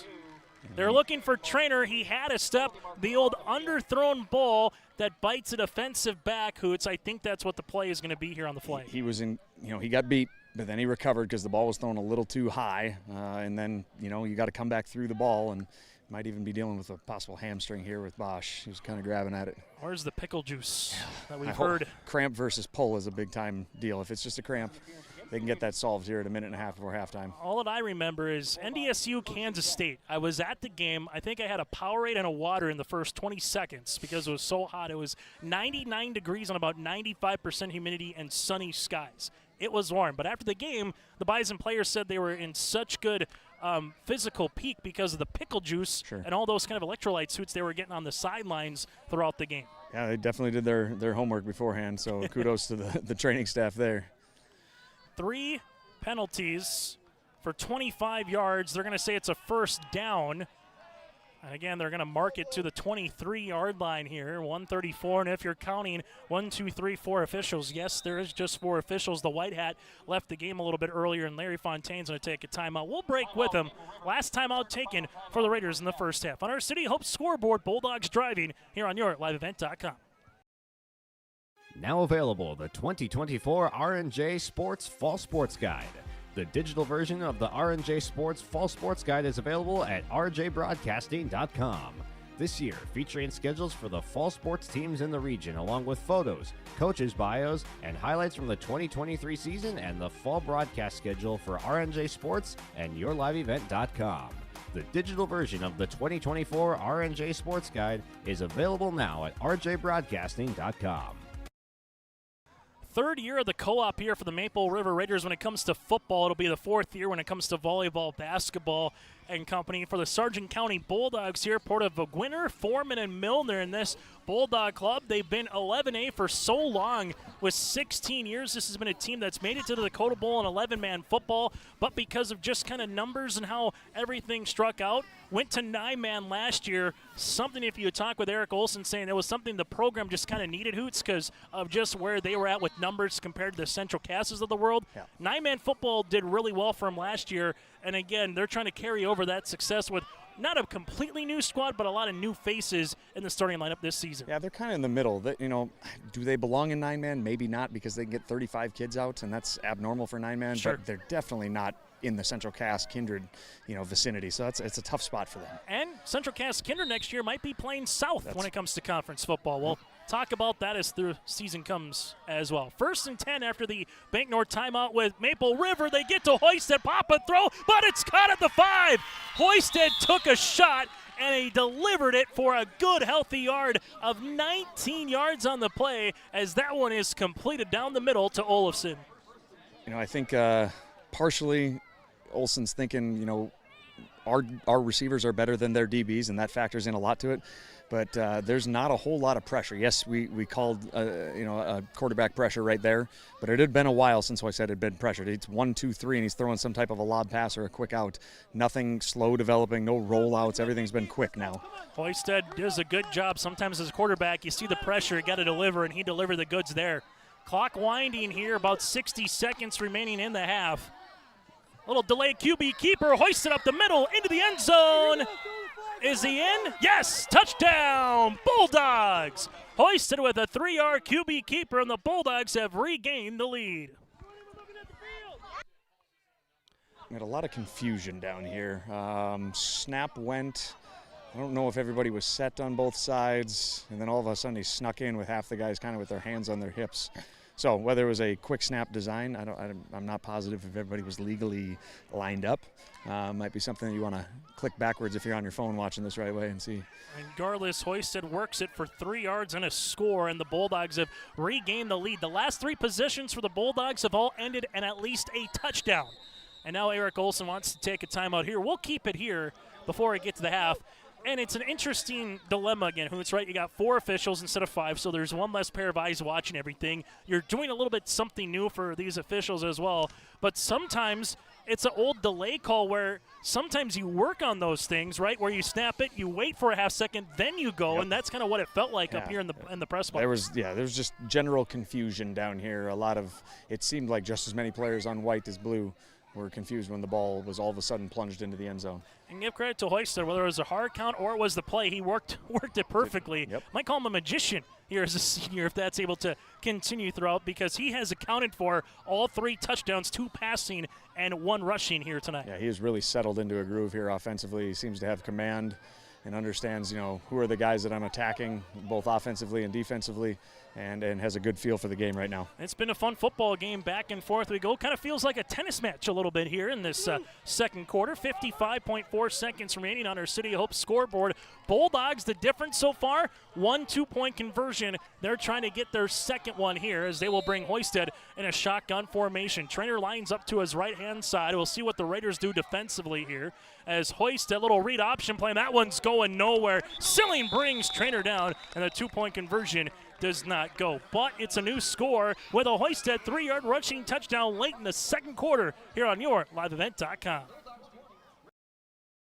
Hometown Community Bank serves both the Hope Page and Maple Valley school districts in Page and Fingal, North Dakota. If you're interested in an ag loan, real estate, consumer, commercial, or HELOC, give Dwight a call at either branch location. Reach out to Janine about investing in a certificate of deposit or save by opening a money market account. Proudly supporting the Maple River Raiders and wishing the athletes and coaches a successful year. Hometown Community Bank is an equal housing lender and member of the FDIC. Let the geeks at GK Technology help you with your agricultural data. Their agronomists know agriculture. When it comes to creating soils and zone maps to maximize yields in your fields, you can trust the people with decades of experience in site-specific agriculture. Everyone at GK Technology has a background in agriculture, so they know what makes a farm run, and they speak your language. The geeks at GK Technology have a map and an app for that.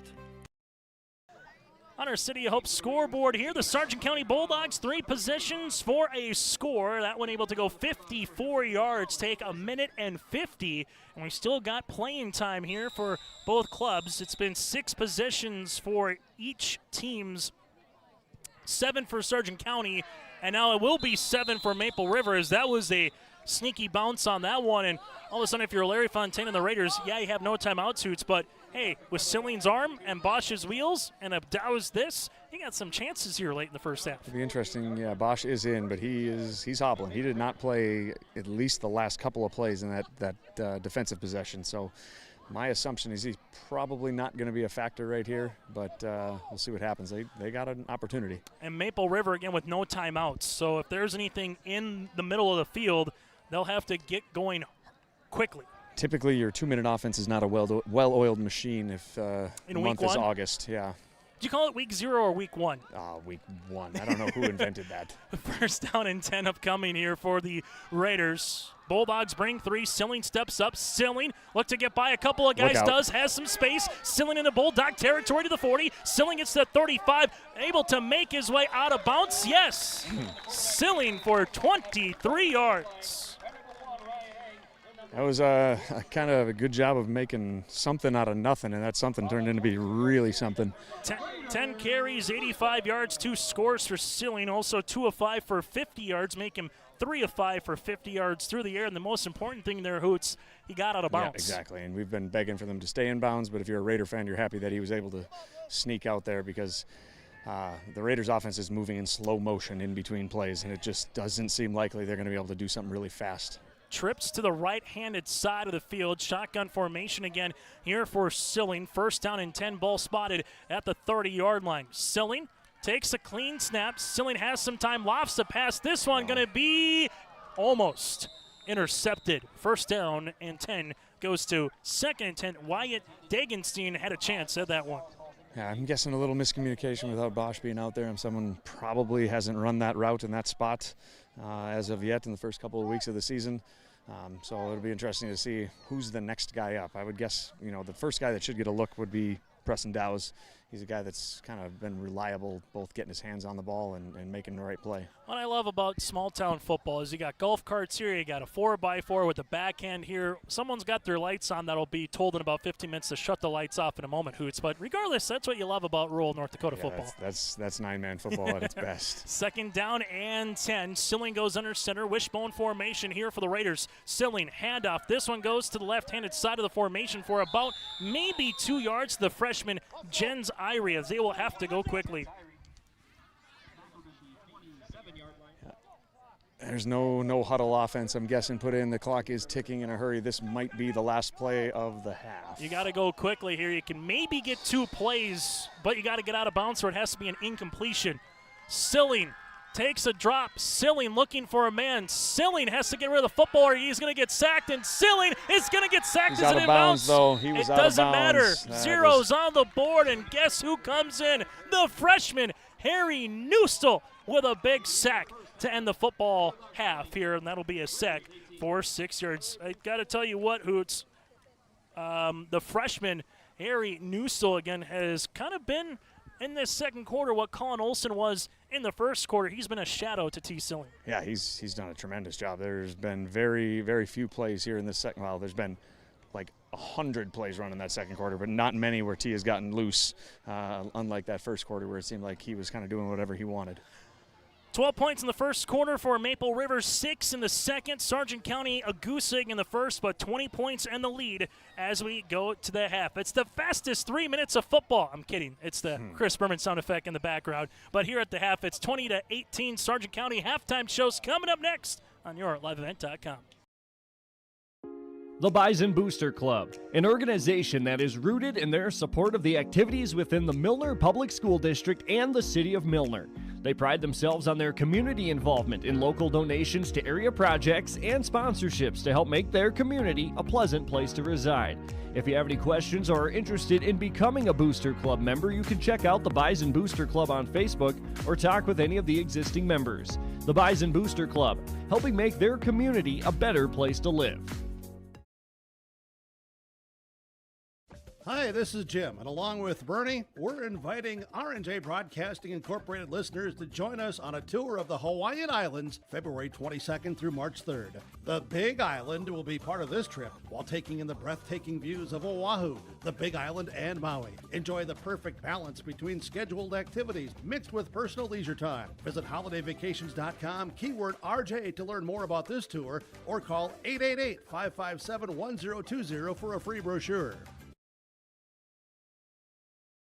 Hope Page Public Schools are committed to the development of all students by providing a high-quality education that is reflective of the strong values in our communities. The staff at Hope Page Public Schools work each day to enable and inspire students to achieve academic excellence and make positive contributions to our world. Learn more about Hope Page Public Schools by visiting hopepage.k12.nd.us. We are Hope Page, and we will change the world.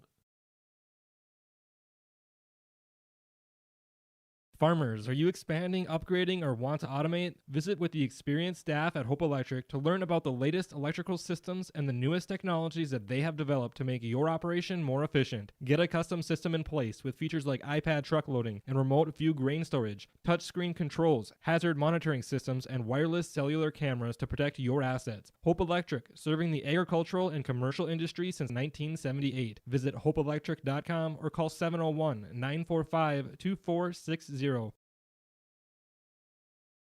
The Sargent Central Dollars for Scholars chapter is a nonprofit foundation that supports academic success in the community. The mission is to mobilize the community on behalf of post-secondary education success for the students. Dollars for Scholars chapters help hometown students achieve their educational goals by raising scholarship funds, establishing endowments, and more. For more information, scan the QR code on screen or stop by the Sargent Central School District. Tonight's sponsor with the Sargent Central Dollars for Scholars is the Wilprecht family. As we come back at the half here on yourliveevent.com, 20-18, Sargent County with the lead here on yourliveevent.com. Chase Miller, Nathan Hoots, and Josh Boyko with you. Let's take a look at the first half recap in terms of scoring. Maple River gets on the board first with 8:21 left in the first quarter. Silling with a 1-yard rushing touchdown that capped off a 69-yard drive. Then Silling had a 16-yard rushing score to make it 12-0 Maple River, 3:21 left in the first quarter. Both two-point conversions were no good. Sargent County, it took a stand eventually on a downs. One play later, Hoisted goes to Trainer for 49 yards, and the score was 6:41 left to play. Bulldogs force a fumble, and then on the next play, Hoisted goes to Olson on one play for 55 yards, and a score. Two-point conversion is good, as you had Hoisted to Olofsson to make it 14-12. Sargent County with their first lead at the 5:17 mark in the second quarter. Maple River would come back and respond. Carter Bosch went 35 yards to the house call for the birthday boy to make it 18-14.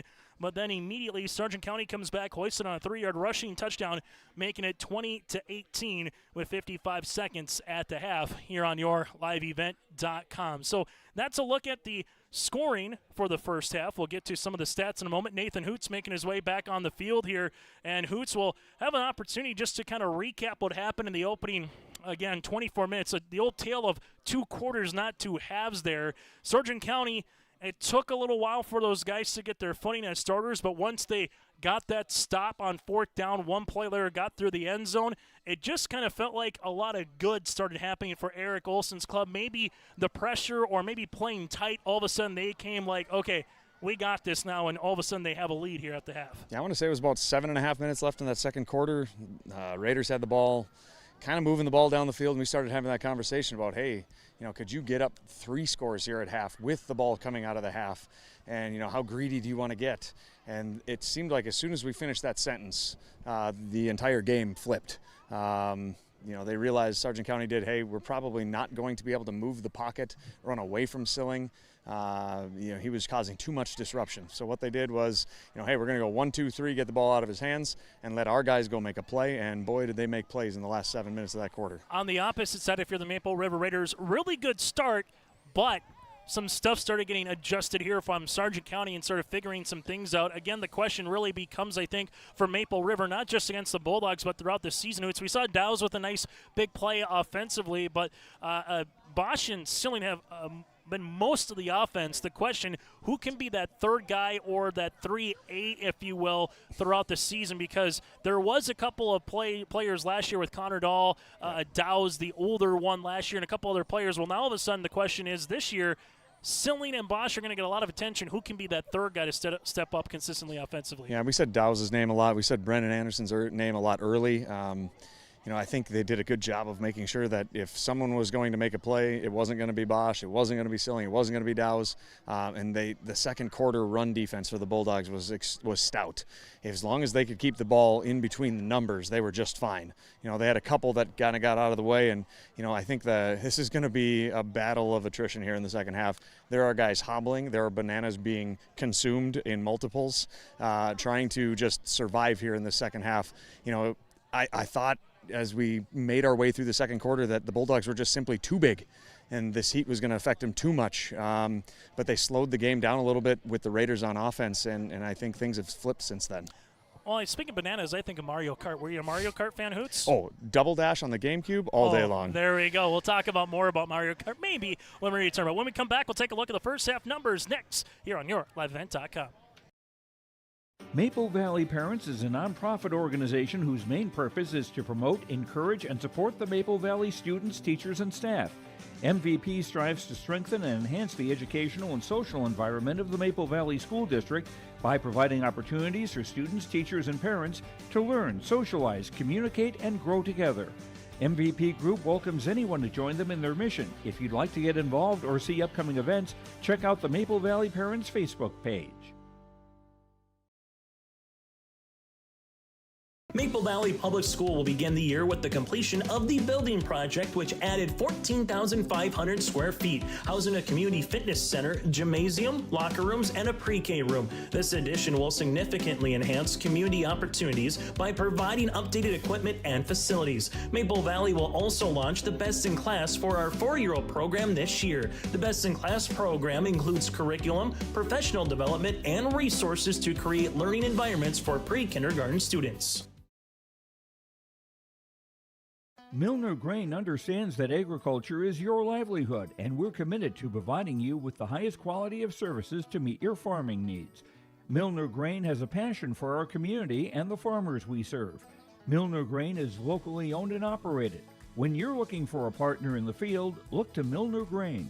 Call 701-427-5284 or check out Milner Grain's app with current up-to-date prices. Milner Grain is here to help you and your farm grow.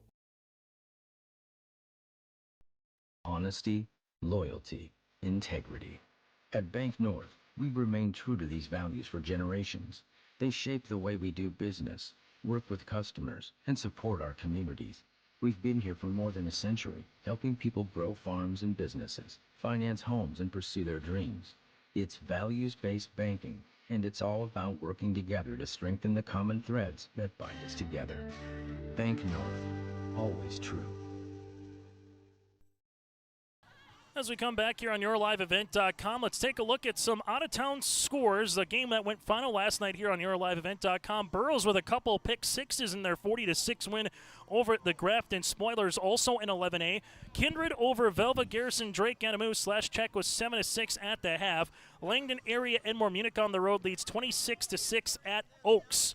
Carrington all over Southern McLean, 27 rip at the half, and the Lisbon Broncos with an 18-0 lead at Park River Fortville Lincoln.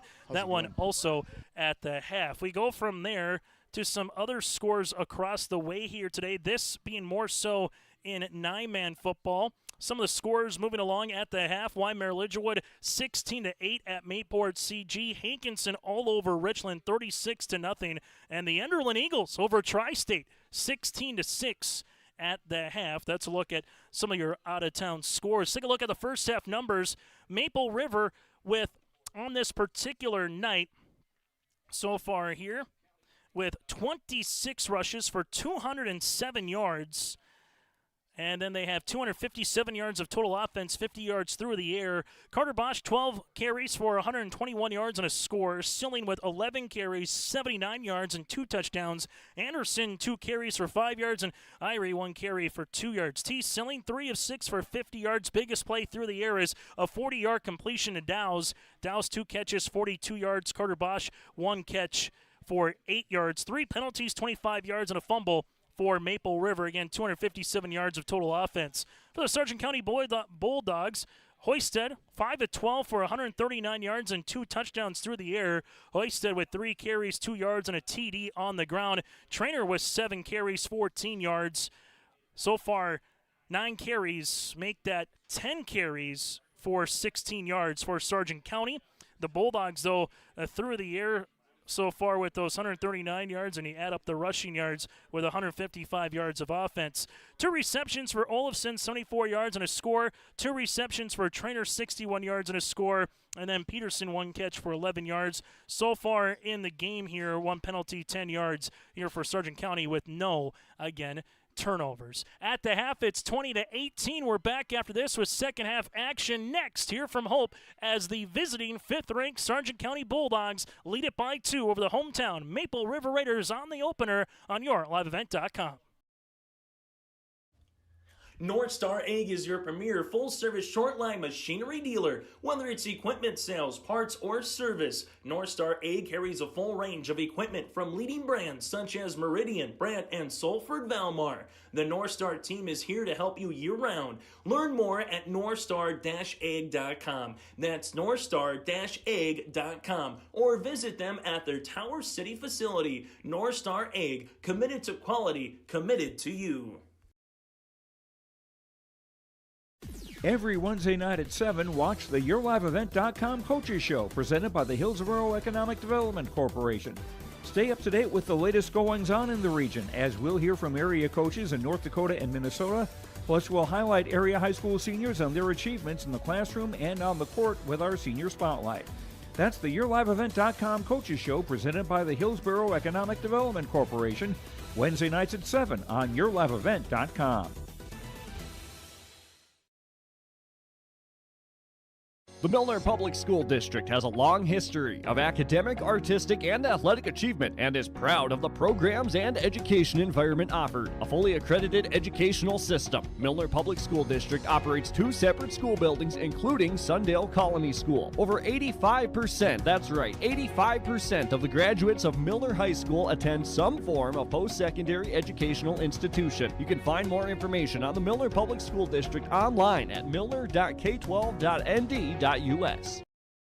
As we come back here on YourLiveEvent.com, it's Sargent County and it's Maple River, and I think the name of the game moving forward here, Hoots, for the next 24 minutes is staying healthy, cramps, making sure no one gets nicked up or injured, as we see right now for the Sargent County Bulldogs and Maple River. Again, we're down just to a 4-man reffing crew, so that's something to make note of coming out in the second half here. It looks like that's going to stay the same, but also Carter Bosch, you alluded to it, Hoots, in the second quarter, getting a lot of attention on that sideline right now. Yeah, they're going to throw some ice on his hamstring, more the inside of his hamstring. They said his strength is moderate, which is a good thing, she said. So it's not too bad, but they're going to put some ice on it and try to settle it down a little bit, and then try to maybe re-warm up. Not that it'll take very long, but maybe give it a go. But I think the word of the day with him will probably be proceed with caution.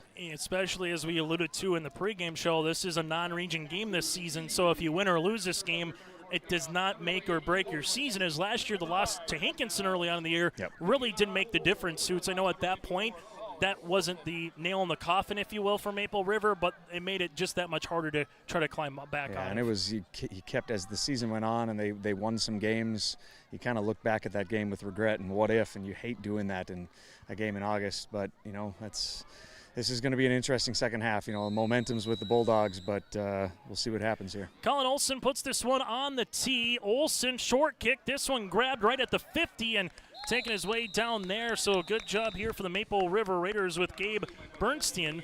Bernson able to come up with that one, and the Raiders will have it in plus territory at the Bulldog 49-yard line. That's your left guard snagging that opening kickoff here with his hands. That was a great play and a good job of understanding his role and getting a couple and going straight down and giving themselves good field position here to start the second half. For the first time today, Maple River will start inside Sargent County territory here. It'll be first down and 10, and with with Bosch out, the question becomes, where now do you go offensively? Irie, the freshman, in for the senior Bosch, Silling under center in this wishbone formation.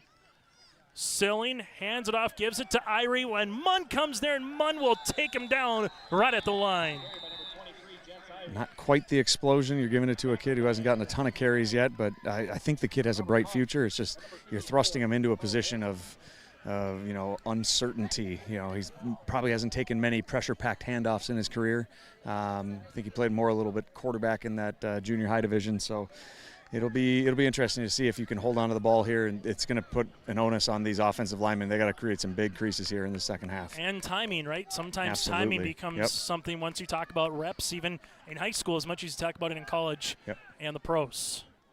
Second play of the second half. Trainer, high snap, Silling gets it. Silling rolling, right-handed side. Silling looking for a man. Wines throws, hits one down the field, incomplete.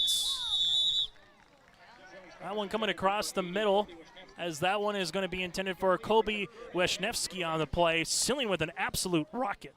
That was 45 yards whizzing by my head, and he threw it in the perfect spot. He just couldn't quite, Colby Westefsky couldn't quite get the separation right there, but the ball landed in bounds. It was catchable if he could have gotten there. 3rd down and 10 now, and for Sargent County, who it's the spy game, I think, is something you obviously have done with Silling, but now with Bosch being out, I think you definitely can go with the spy game a little bit more here. I think you have, multiple sets of eyes fixated on 9 here. 3rd down and 9, I formation. They fake the pitch. This one will come around, and good job by the Bulldogs not getting fooled on the eye candy, if you will. There, Preston Dow is able to get a couple of yards, makes it now 4th and 7. I think you might consider playing the field position game here and giving it a boot, unless you're going to just tell T to go get a first down for you. But they're jogging out some new bodies. I'm assuming that means we're punting. Silling, which we haven't really said much today and probably won't really say much throughout the course of the season, will take a quick breather. Take note here, this is the first long snap. And a kid that has just joined football this year. Standout cross-country runner turned long snapper. As now you'll have standing back at his own 41-yard line here is Dow's. Good snap. Dow's trying to get this one off. Does.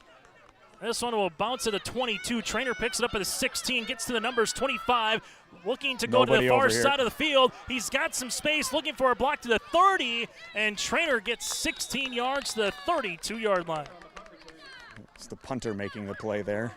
That was a good first snap, good kick, and a little nerve-wracking over here. You could hear some gasps on this sideline when he turned it back this direction, but everybody stayed in their lane, did their job. 8th possession of the game here for the Bulldogs. This will be at their own 32-yard line with 10:03 remaining here in this 3rd quarter on our City of Hope scoreboard. So after 2 touchdowns to begin the game for the Raiders, it's been downs, fumble, touchdown, half, and punt. Well, for Sargent County, 2nd quarter was awfully beneficial to them. 20 points across, hoisted with 3 touchdowns, 2 in the air and 1 on the ground, as this one will be pitched to the outside. Trainer is there, and Trainer able to put the helmet down for past the 35 to about the 36 for a couple of yards. Apologize for the gasp. There were 3 Bulldogs that jumped on that play, and it was not called. As now it will be about 4 yards as Nathan Hoots on the sideline on the far side gets a little bit different angle than we do here, and if you're the Bulldogs, Hoots, you'll take the +4 instead of the -5. Well, yeah, absolutely. Yeah, I mean, you're not going to complain about it if you're in white, but there were a couple people that were pointing and a couple hollers over here. 2nd down upcoming here for Sargent County. They went to the I formation to start the game. They didn't get much. Now they're getting some, as Charlie Hogness able to make his way to about the 40-yard line. The sophomore last season, 93 yards and a rushing touchdown on 30 attempts, and they will make it 3rd down and a long 2 upcoming after about the 4, maybe 5-yard rush there for the sophomore. All first half, Raider linebackers were attacking downhill with some ferocity, and now we got Silling moved into the middle here, so maybe a little bit of a change. Silling going to linebacker now, still the I formation, as we had a cramp on the outside for a second with the wide receiver. Trainer able to still break it, gets past the 50, and going down on the cramp was Olson. He moved a split second before the ball was actually snapped. You could call it an offside, but he was just cramping on it, so he will come out. Trainer able to get to the outside, and Trainer does a good job. Hoots finding some crease, gets to the boundary, and picks up a healthy first down here for the Bulldogs. Absolutely, and the Bulldogs are doing a really good job. I thought this was going to turn into a bit of a slobber knocker here, but get some positive yards and some more points on the board here, and away we go. As I think if you're Sargent County, this is what you wanted to do to begin the game. But then you had to go to the airmail, if you will, in the 2nd quarter to open things up. But now all of a sudden you can kind of use some clock here and also ground and pound and wear down this front line here for Maple River. Hoisted trying to get out of the sack of Thompson, but Jonah with a hog tie sack. That'll go for -14. That was a big-time play right there. If he didn't hang on, there were not many blue jerseys around, and it probably would have ended up being a positive play for the Bulldogs. That was a fantastic play. Came unblocked, did his job, didn't overrun the quarterback, broke down, made the play. Yeah, Jonah Thompson, the 6'4" junior defensive end at 155 pounds, came unevaded, and good job when hoisted, hit the B button and spun. Thompson was able to get just enough of him there, Hoots, to bring him down for a loss. Yeah, sometimes you just got to hang on for dear life, and he just kind of hog-tied him and rolled him. As now it'll be 2nd down here. 8 minutes left to play in this 3rd quarter.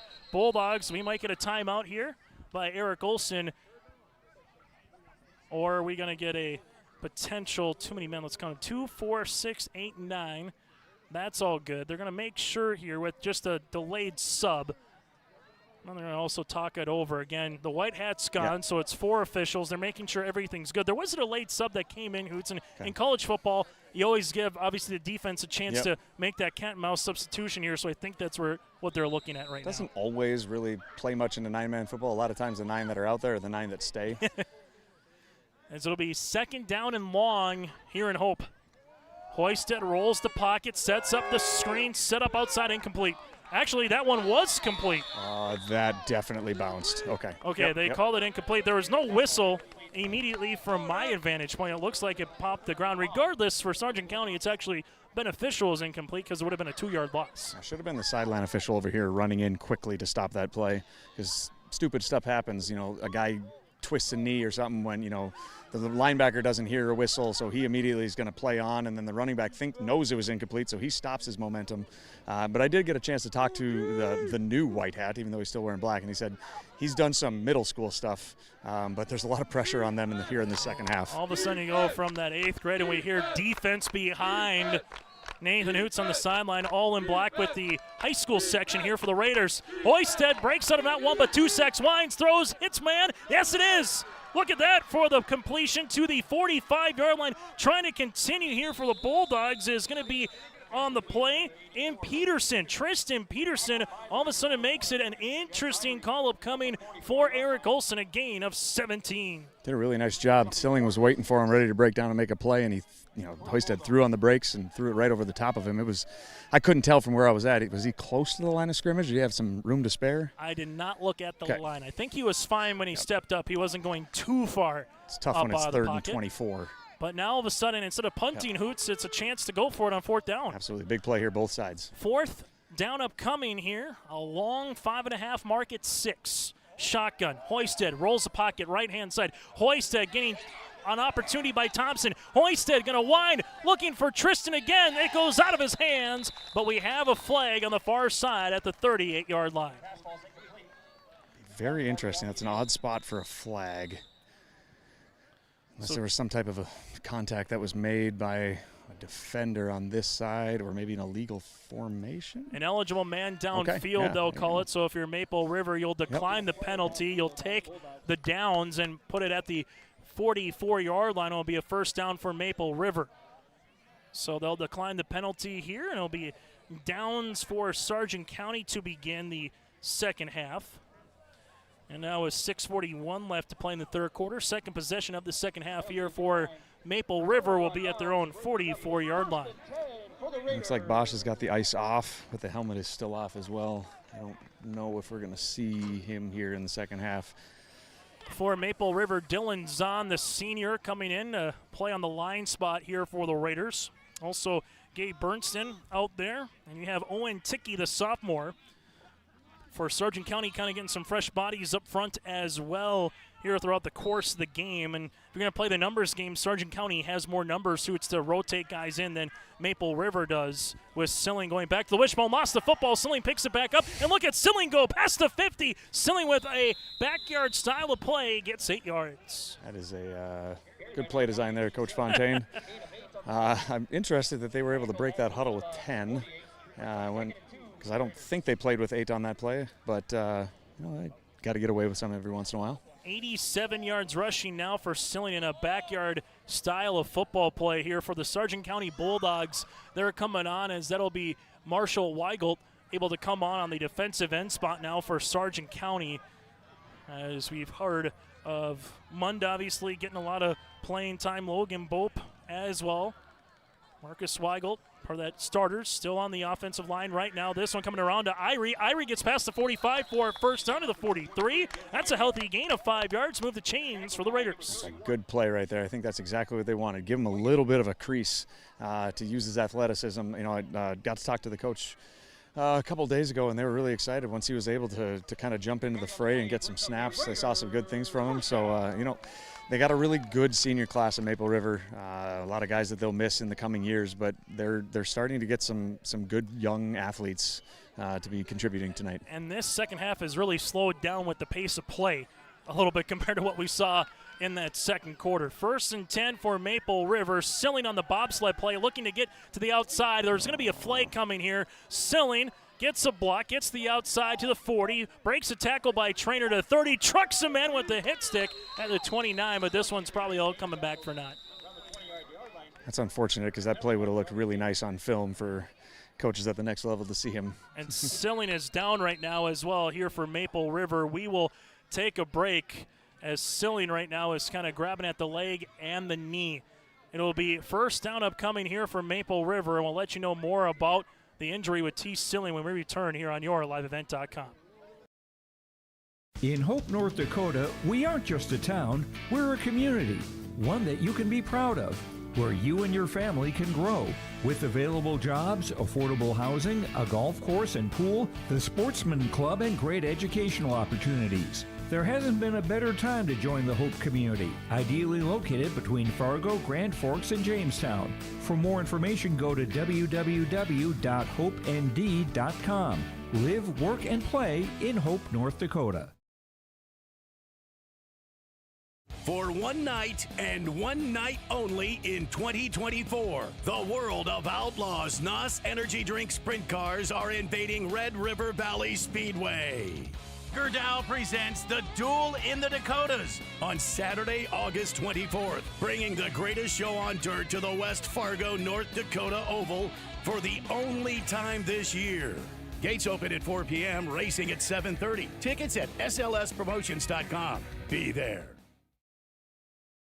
Back here on yourliveevent.com. Good news, bad news for the Raiders. Good news, Silling is able to walk under his own pressure off the football field. Bad news, he's obviously coming out of the game, and Hoots, you're kind of seeing him. It looks more cramps than anything else, but immediately, you know, when you see a guy go down or a girl go down in any sport and not put a lot of pressure on the legs sometime, you immediately think the ACL or the MCL.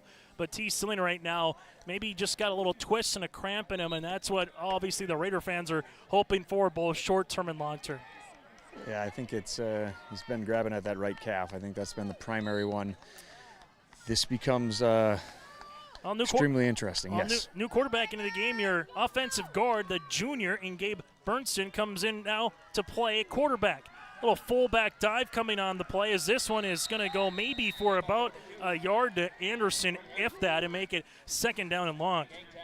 So now you have both Bosch and Silling in this game, as we do have a flag coming across as Anderson's kind of coming up a little bit limp. But I think right now in the back of both coaches' mind, Hoots, is let's get out of this game with any more injuries for both teams on both sides of the football. This is becoming dicey. There are a lot of people over on this sideline that it looked like they're in pain, and you know, the hands on the hips, guys are tired.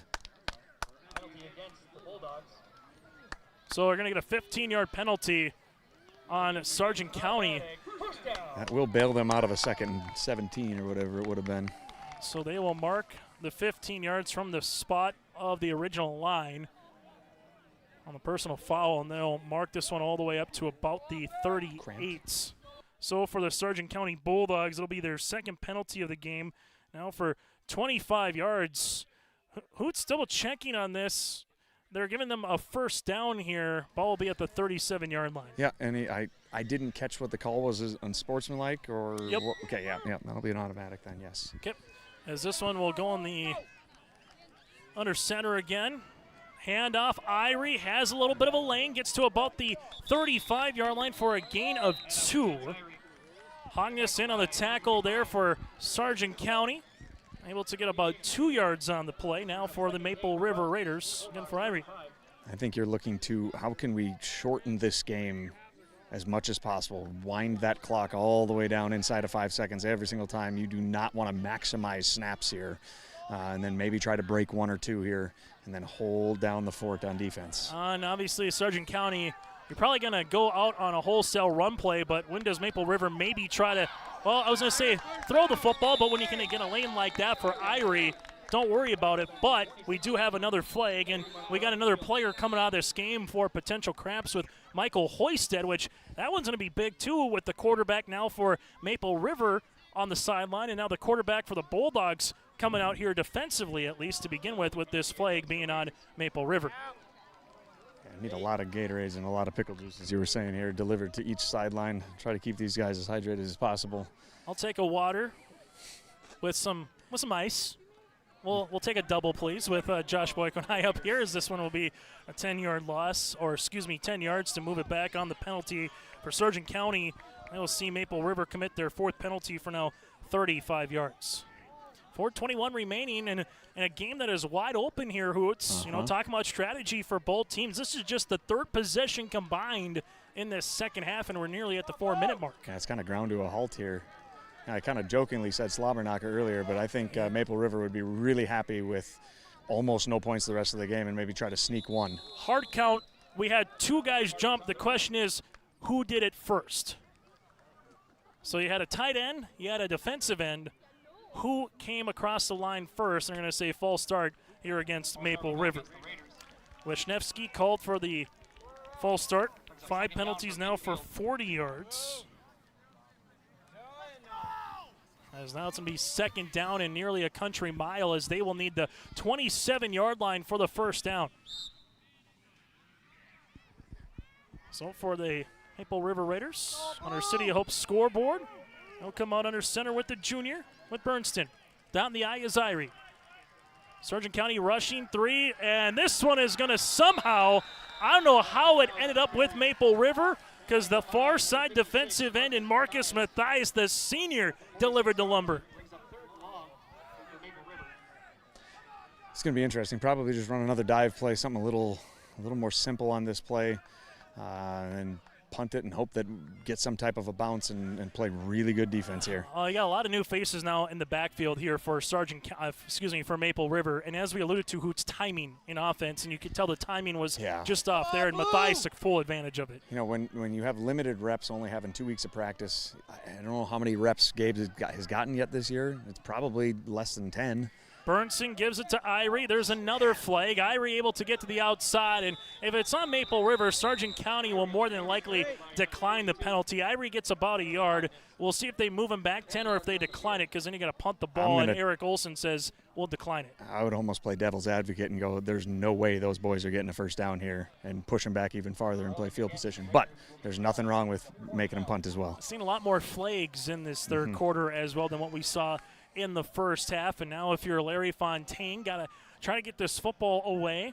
Well, if you're the Sargent County Bulldogs, we'll take a note of Hoisted, who again a couple of plays ago came off the field. We'll see if he returns at quarterback. Again, just kind of look like more of a cramp, if anything.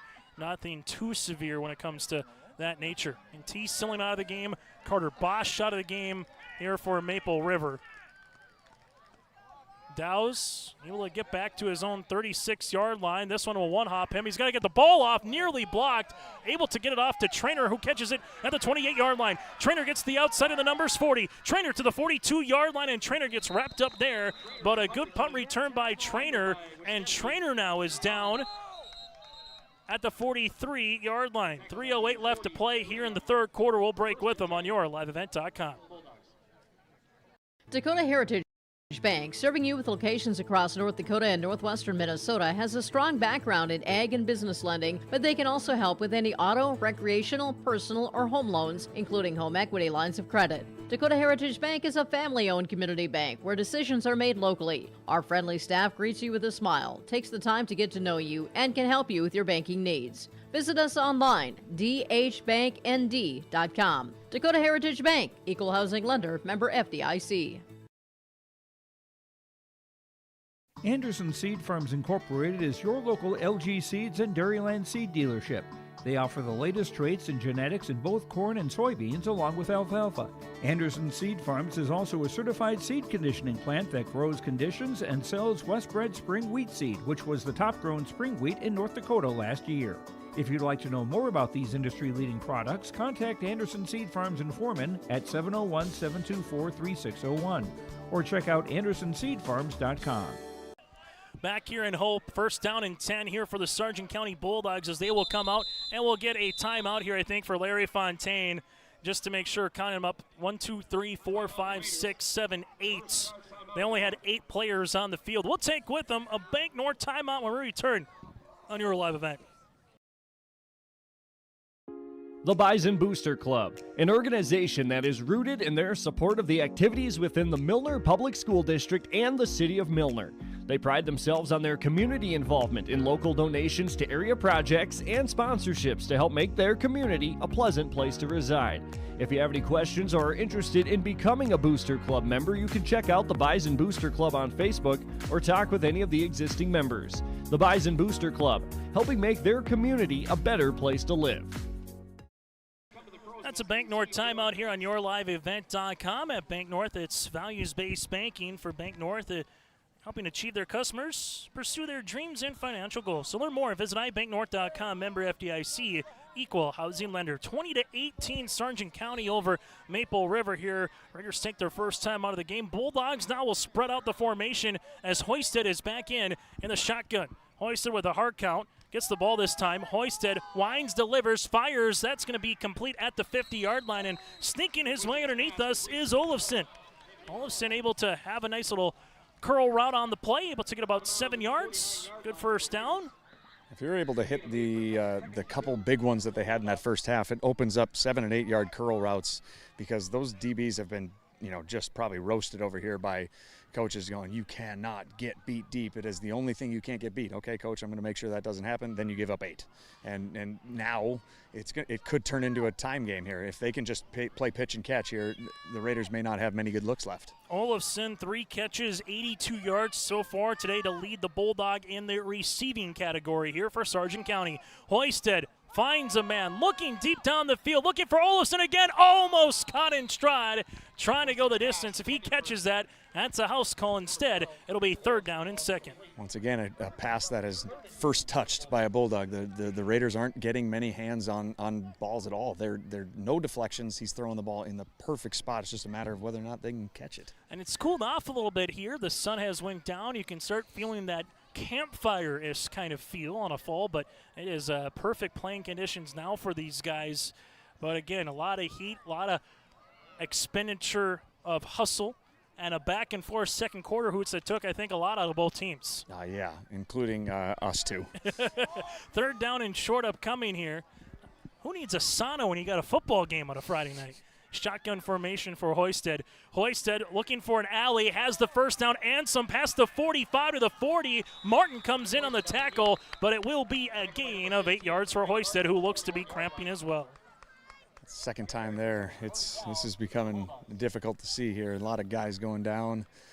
Just hope that all of this is just minimal and they'll feel uncomfortable for the rest of the weekend, but then be ready to go Monday. I'll take a quick break with them as they attend to Hoisted. 2:47 left in the 3rd here on YourLiveEvent.com. Homegrown local radio is now worldwide with 24-hour streaming. Download the RJ Radio app to hear local voices from local radio with KRJB, KRJM, and KKCQ 24 hours a day from anywhere. You can listen to your favorite programs like the RJ Family Morning Show, local news, farm markets, music, high school sports, church services, more from anywhere. KRJB, KRJM, and 96.7 KKCQ is streaming on the RJ Radio app. Download it to your device and take us with you wherever you go. I love my decision. I love the smallness of it and how close everyone is. Some of my other friends went to a 4-year school, and I'm going to be done before them, even with 2 degrees and for a lot less money. My name's Casey, and I'm here for my future. First week of college, I can't tell you how many friends I've made. It's a family, you know what I mean? Like, every time I go to a meeting, like, everyone knows my name. They're always kind to me. I love it. I can't explain how much I love it here. My name is Junior, and I'm here for my future.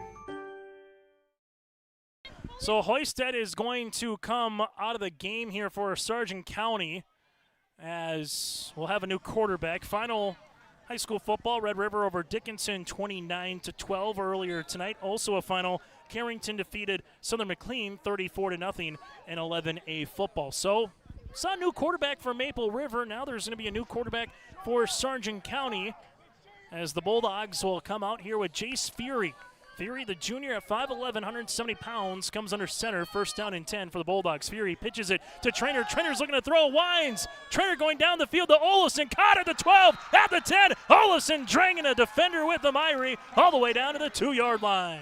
That is a gutsy call. I love that idea right there. You know you're probably not going to throw the ball. You're just going all out on the run, and then that is a perfectly timed play. Talk about a receiving night. 121 yards so far here for Olson. Zabin, the junior, able to come up, and he might be one of our players, if not player of the game right now, the way he's been able to come out and wind and throw that football. Fury will come up first and goal, spotted here for the Bulldogs. Trying to get the first points in the second half for either club.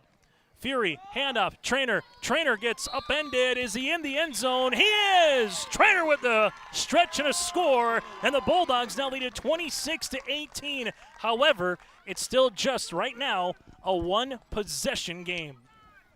It's a hard play mentally for a defense. You just give up a score like that after a big-time play. Now you got to pick your head up and give it your best effort here. Try to keep them out. Try to keep it a one-possession game. So 2:16 remaining. Sargent County with the lead. Trainer able to get it in from a couple of yards out with that extra stretch.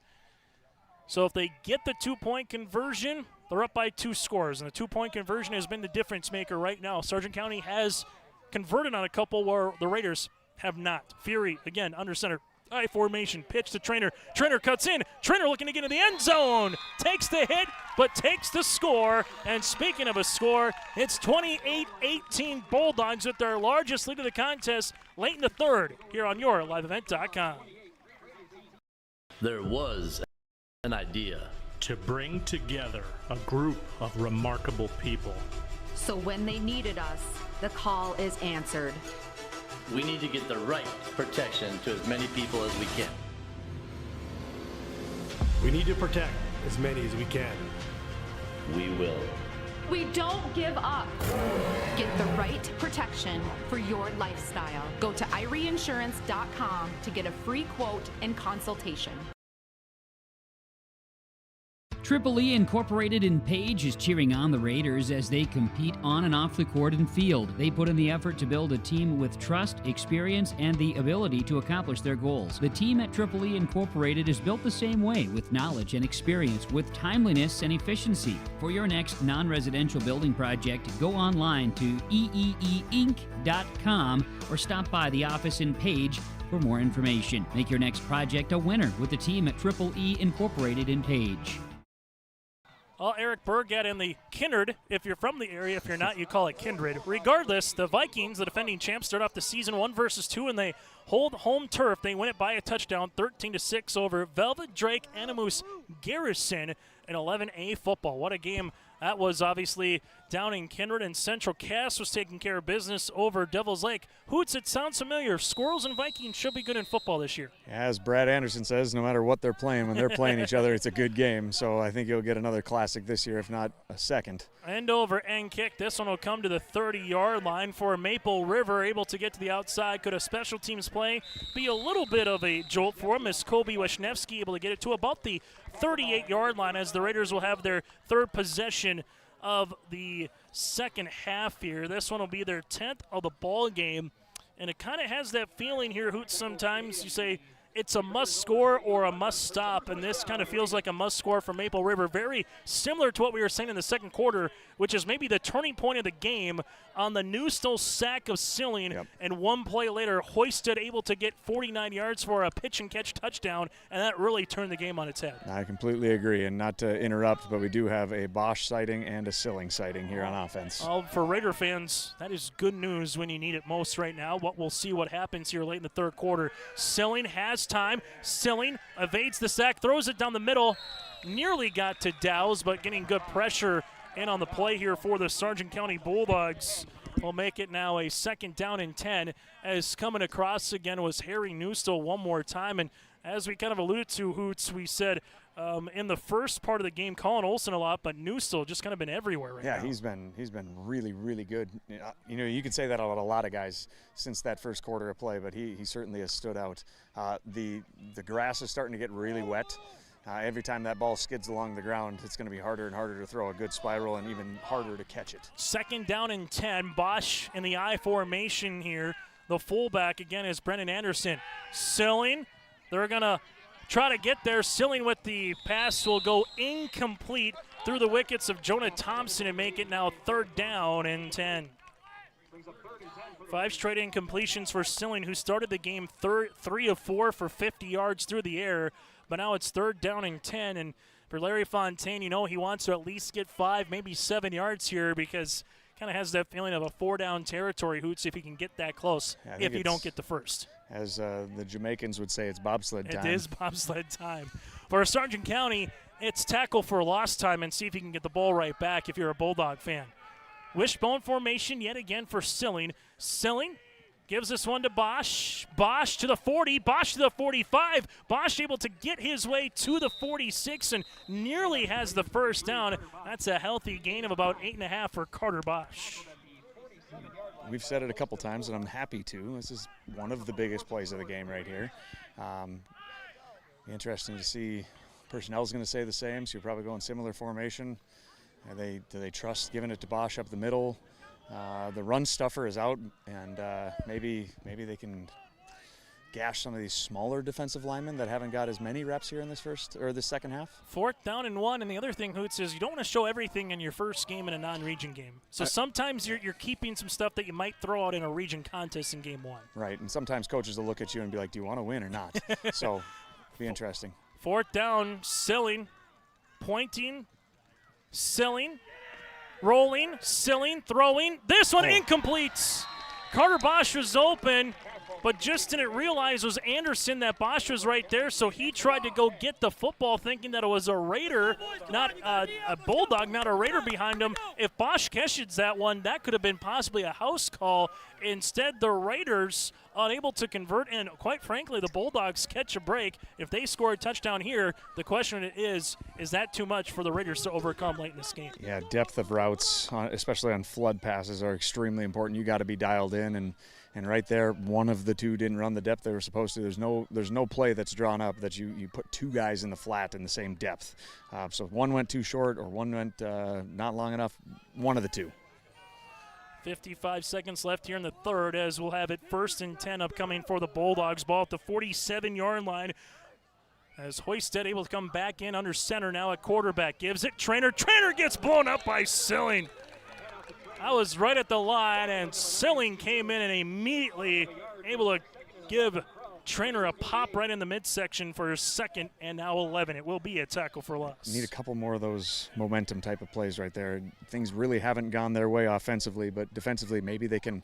One of those pops can turn into a turnover, get the ball on the ground, and try to turn something into offense. You know, the one thing, I like both these helmets. Hoots on a different subject. I love the Bulldog on one side. I like the Raider, the number on the other side, both from a broadcaster point of view to see the numbers sometimes, but I also, that Bulldog looks sweet on that side. I love the oversized logo on the one side. You know, Boise State kind of made that cool, I don't know, a decade or so ago, and it is a cool look. South Dakota State with the Jacks helmet that has it. That looks, okay, I'm getting booze up here. Regardless, it's 2nd and 11. Here it goes right up the middle. Ang able to get past the 42, the 39. I can tell him in at least Bison or Hawk territory. Regardless, it'll be 3rd down and short here for Sargent County as we head to the 4th quarter. On our City Hope scoreboard, Bulldogs lead it by 10 on your liveevent.com.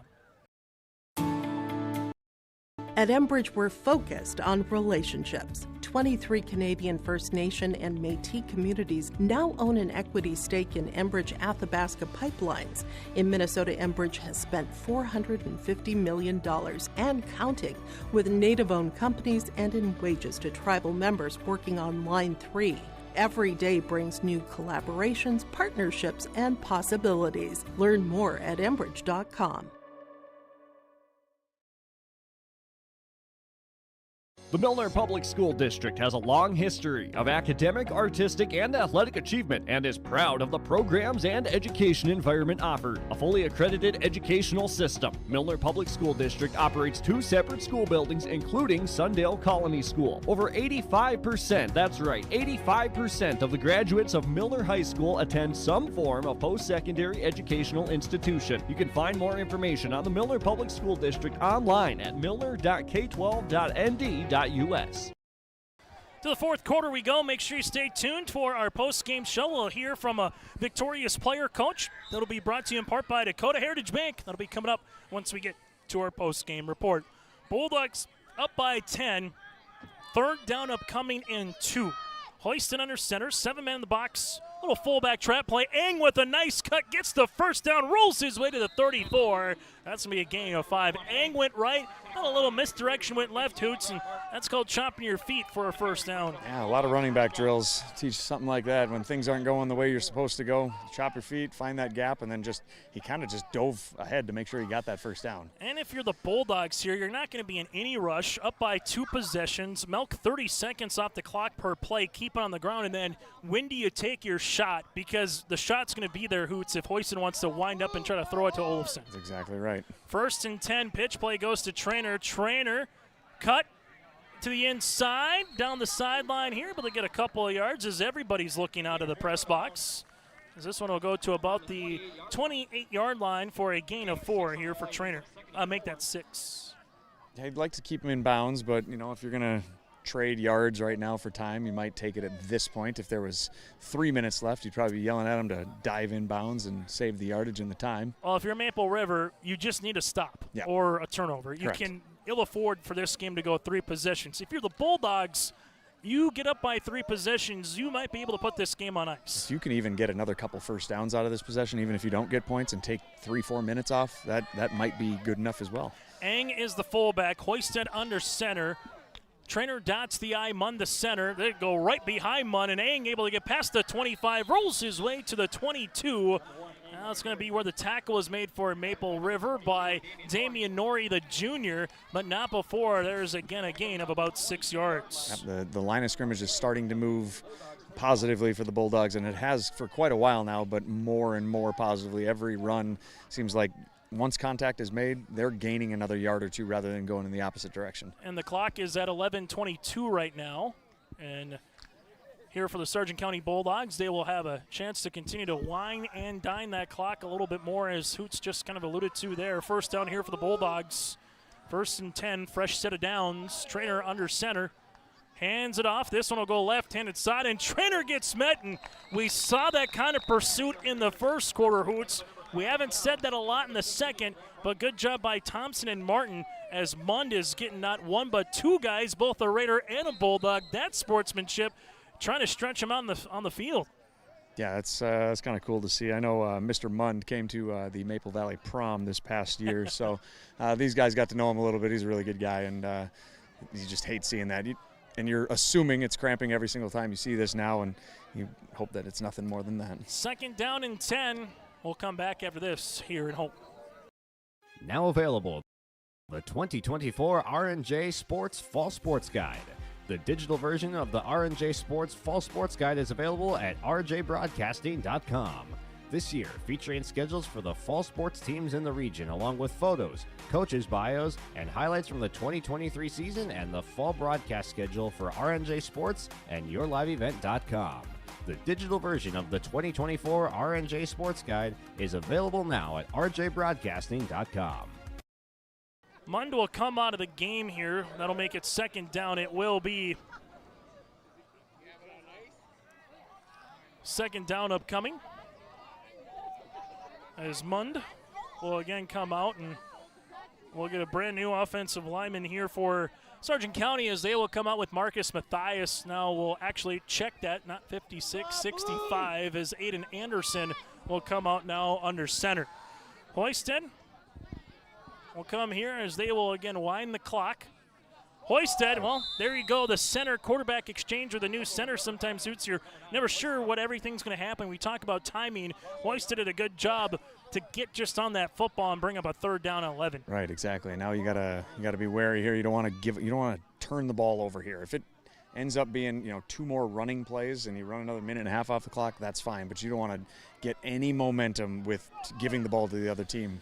Maple River, 2 timeouts remaining. Sargent County with 3. It maybe doesn't feel like that because of all the injury, if you want to call it timeouts, just with the choppiness of this game. But that's where it is. And if you're Maple River, how many more possessions are you really going to get? I think 2 if you're lucky, which means they got to score on both. And Eric Olson wants to take a timeout. Didn't like the formation or where it was. We'll take a break with them. 9:55 left in the 4th. Hometown Community Bank serves both the Hope Page and Maple Valley school districts in Page and Fingal, North Dakota. If you're interested in an ag loan, real estate, consumer, commercial, or HELOC, give Dwight a call at either branch location. Reach out to Janine about investing in a certificate of deposit or save by opening a money market account. Proudly supporting the Maple River Raiders and wishing the athletes and coaches a successful year. Hometown Community Bank is an equal housing lender and member of the FDIC. Let the geeks at GK Technology help you with your agricultural data. Their agronomists know agriculture. When it comes to creating soils and zone maps to maximize yields in your fields, you can trust the people with decades of experience in site-specific agriculture. Everyone at GK Technology has a background in agriculture, so they know what makes a farm run, and they speak your language. The geeks at GK Technology have a map and an app for that. Out-of-town scoreboard, Central Cass 34, Devils Lake 21, 5:16 remaining in the fourth. Carrington defeats Southern McLean, a shutout 34-rip, and Kindred with a 13-7 win over the Aggies tonight in 11A here on YourLiveEvent.com. That's our whip-around scoreboard. Hoisted under center after the timeout. They're going to go for the fake reverse. Trainer to the outside, bouncing, and Trainer gets tackled by Carter Bosch. Bosch came in like a bullet out of the blocks on a 100-meter dash, and Trainer goes down for a fourth down upcoming. The kid now has 10 games under his belt in tackle football, and he did a great job. He initially sucked inside and then took a great angle, got his helmet on the correct side. He didn't put it out in front of that runner to possibly hurt himself. That was a fantastic form tackle right there. A timeout again brought to you in part by Bank North. It's 4th down and 11 upcoming here, and all of a sudden now if you're Sargent County, to what your point, Hoots, clock continues to move here, and if you're Maple River, when you get the ball back, it is must-score opportunity if you can get the stop here first and foremost on 4th down. Yeah, this is defensively a must-stop. Just keep the ball in front of you, understand where the sticks are, take a chance if it gets close to the sticks, but conservative in front of it. If you're just joining us, Sargent County was down 12-0 after one quarter of play. 4th and 11, they need the 12. Hoisted has time, fires down the middle, over the outstretched hands of Trainer. If Trainer was about a half-yard farther on the pattern, that would have been a one-handed catch for a touchdown. Instead, the Maple River Raiders still have life with a turnover on downs. Yeah, that was a really well-thrown ball. I think that might have been the first pressure the Raiders had brought all game. When Silling came on that linebacker blitz, he got picked up and then immediately kind of dropped back into the middle. That was a good throw. Needed to come up with that one. Ball will be spotted again at the 23-yard line, and I got to say this. Hoisted is easily him and Silling in terms of nine-man football. Those are going to be some fun guys in their respective regions to watch, and I think some postseason accolades are coming for both quarterbacks. Hoisted throws a really nice ball. This one will go. Carter Bosch making his way to the outside, able to get to the boundary. 25 looking to stiff arm a man, and he does to the 30, carrying in with him. And Carter Bosch able to get about 7 yards on the rush, but not before Sargent County comes in and makes the tackle on that one, with Dagenstein kind of carrying Bosch for about 4 yards. It'd be interesting if he doesn't kind of, I'd say, strain his hamstring a little bit here in that first half. If that would have been something similar to what we saw early in the game, where he kind of put on the jets and got an extra 20 or 30 there. Make that 14 carries, 136 yards, and a rushing touchdown here for Carter Bosch tonight. Clock will continue to wind, and if you're Maple River, you just have to score at least with about a minute left, right? Hoots, you got to score with about a minute left with a chance at an onside kick. Yes, you want to score now with a couple timeouts, but you got to give yourself enough time for that onside kick. If you're the Bulldogs, you'll gladly give 5, 6, 7 yards inbounds. Absolutely, yeah. There's a different philosophy here going back and forth. It's a must-score possession. Do whatever you have to do to give yourself a little bit of time left. Play action. Silling steps up, comes to the near sideline. Silling going to run. Silling gets to the near side of the 40, cuts back in, makes guys miss. Silling with a juke. Silling gets to about the 40, going backwards now by Trainer. Silling all the way across the field to the 45 and gets thrown out of bounds there.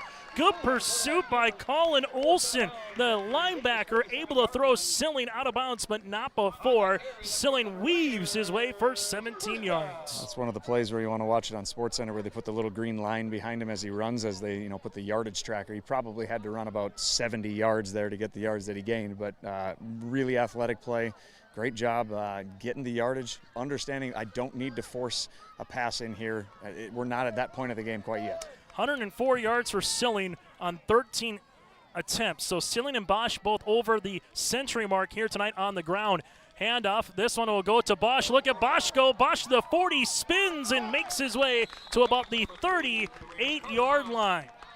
So a 15-yard rush for Bosch. Good little seal block there by Gabe Brinson. He's the pulling guard, and I think his only job is to make sure you just push your linebacker to the sideline and let Bosch run right off of your butt, and he did a really good job right there. This kind of has a feeling of a playoff game already in week one, right, Hoots? You're in the fourth quarter. You can tell one team trying their best to try to move the football down the field. They need to score. They understand it. Bulldogs down by 12 early, came back, took the lead. This just kind of has an inclination of what October playoff football would kind of look like. This is fun, and I think if you gave both coaches a chance, they'd probably want this one again.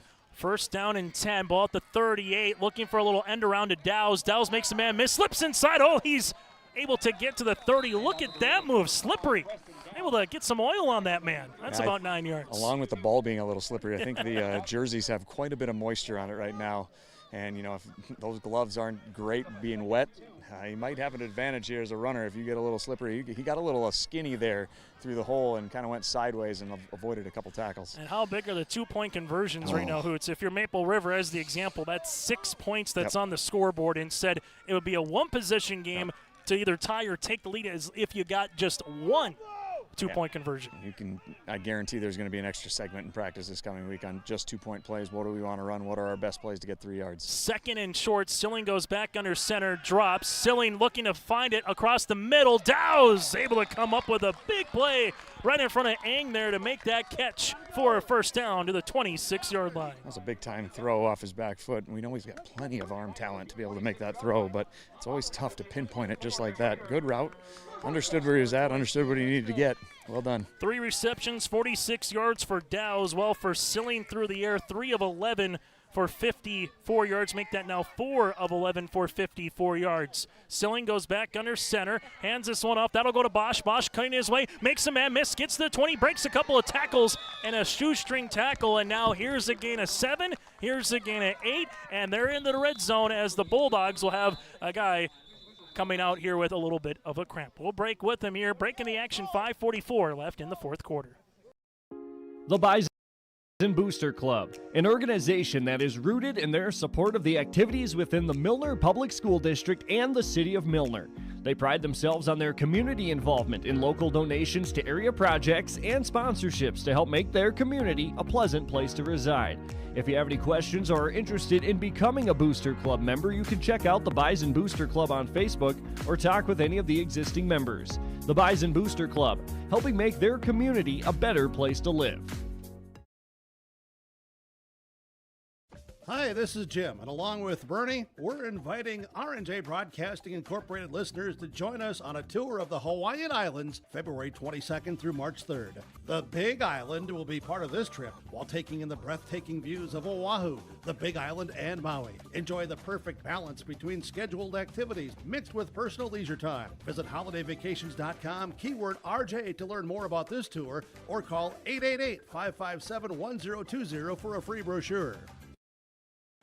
Carter Bosch able to get a first down. They're still attending to the not injured, and Hoots, I think you have to rephrase the injured to cramp Bulldog here tonight. And let's just be frank, about every 4 or 5 plays, there's been a guy down for some extra attention. It's not because either team is trying to milk the clock or save some time right now. It just has that humid, sticky feeling in the air. And when you're finally able to play a hard-hitting football game, run up and down the field, see what these teams are providing for athleticism, you're just going to have that happen throughout the course of the ball game. As Sargent County coming out again with Logan Bope. I think the hardest working person in this field right now is the athletic trainer running wind sprints over here to every person that's cramping. I know in soccer they run up and down the field a lot. I think tonight that would be very similar to a soccer game in terms of mileage on these guys' legs, including the 4-man officiating crew here for the entire second half. Well, I think they're very thankful that the Bulldogs abandoned the vertical passing game here in the second half, because that would have been exhausting. That was a track meet is what that became for a couple plays. If you're just joining us, the Bulldogs had back-to-back plays of 49 and 55 yards that both went for touchdowns on the ensuing possession from the 49 to the 54. T. Silling, speed option, able to pitch it now to Bosch. Bosch trying to get to the outside, and oh, what a tackle by Ainge. If Ainge doesn't make that tackle, it's a first down. Instead, ball will be at the 17-yard line and bring up a 3rd and short. Yeah, the Raiders got away with a lot of pre-snap motion there. Guys were off the line of scrimmage and then reset on the line of scrimmage, and then there was motion. I think Eric Olson gave a little bit of an earful to the guy over there, like, hey, can't have that many guys moving. That's tough on their DBs to know what's going on. As they will come out now with 5 minutes left to play here in the 4th quarter. Bulldogs, they just need to stop. Raiders, they need to score. 3rd and short, Silling under center. Silling, handoff, Bosch. Bosch looking to get the first down. Bosch just with a wash, and Bosch hot steps into the end zone. Touchdown, Raiders. A 17-yard score for Bosch, who got lost in the wash, and the Raiders are right back in this one. From the angle I got, excuse me for the cannon there, he just put his hand on the guy that was leading for him and just waited and waited and waited and then snuck through a little gap. It was very impressive. That's the one time being Carter Bosch's size. I know in basketball he probably wishes he was 6'5", but in football when you can hide behind some offensive linemen and no one knows where you are, he just got lost in the shuffle. That's exactly right. It's like he was playing peekaboo. 18 carries, $177 with 2 rushing touchdowns for the 18th year birthday boy. Bosch looking to get the 2-point conversion, bobbles it, picked up here by Sargent County, and the 2-point is no good. But it's a new score and back to a 1-possession game. 4:41 left in the 4th. Buckle up here in Hope on yourliveevent.com. Hope Page Public Schools are committed to the development of all students by providing a high-quality education that is reflective of the strong values in our communities. The staff at Hope Page Public Schools work each day to enable and inspire students to achieve academic excellence and make positive contributions to our world. Learn more about Hope Page Public Schools by visiting hopepage.k12.nd.us. We are Hope Page, and we will change the world. Farmers, are you expanding, upgrading, or want to automate? Visit with the experienced staff at Hope Electric to learn about the latest electrical systems and the newest technologies that they have developed to make your operation more efficient. Get a custom system in place with features like iPad truck loading and remote view grain storage, touchscreen controls, hazard monitoring systems, and wireless cellular cameras to protect your assets. Hope Electric, serving the agricultural and commercial industry since 1978. Visit hopeelectric.com or call 701-945-2460. 1-possession game on the season opener. Someone open up the year with the win. The other will end up the year with a loss. Coming up next for the Raiders, they will make their way to Tri-State for a game with Fairmount. Then they will host the Lobos on September the 6th.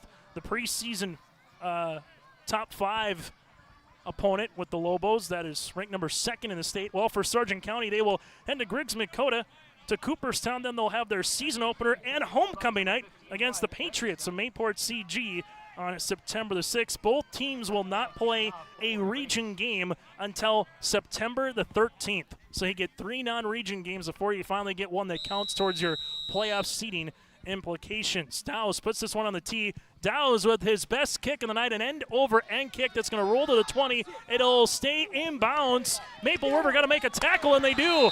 You could not ask for a better kick if you were Preston Dowse. That was absolutely perfect. And I'm sure he's thinking, see, I was saving that one for the biggest moment of the game. Last possession for the Raiders went 77 yards, took nearly 4 minutes off the clock.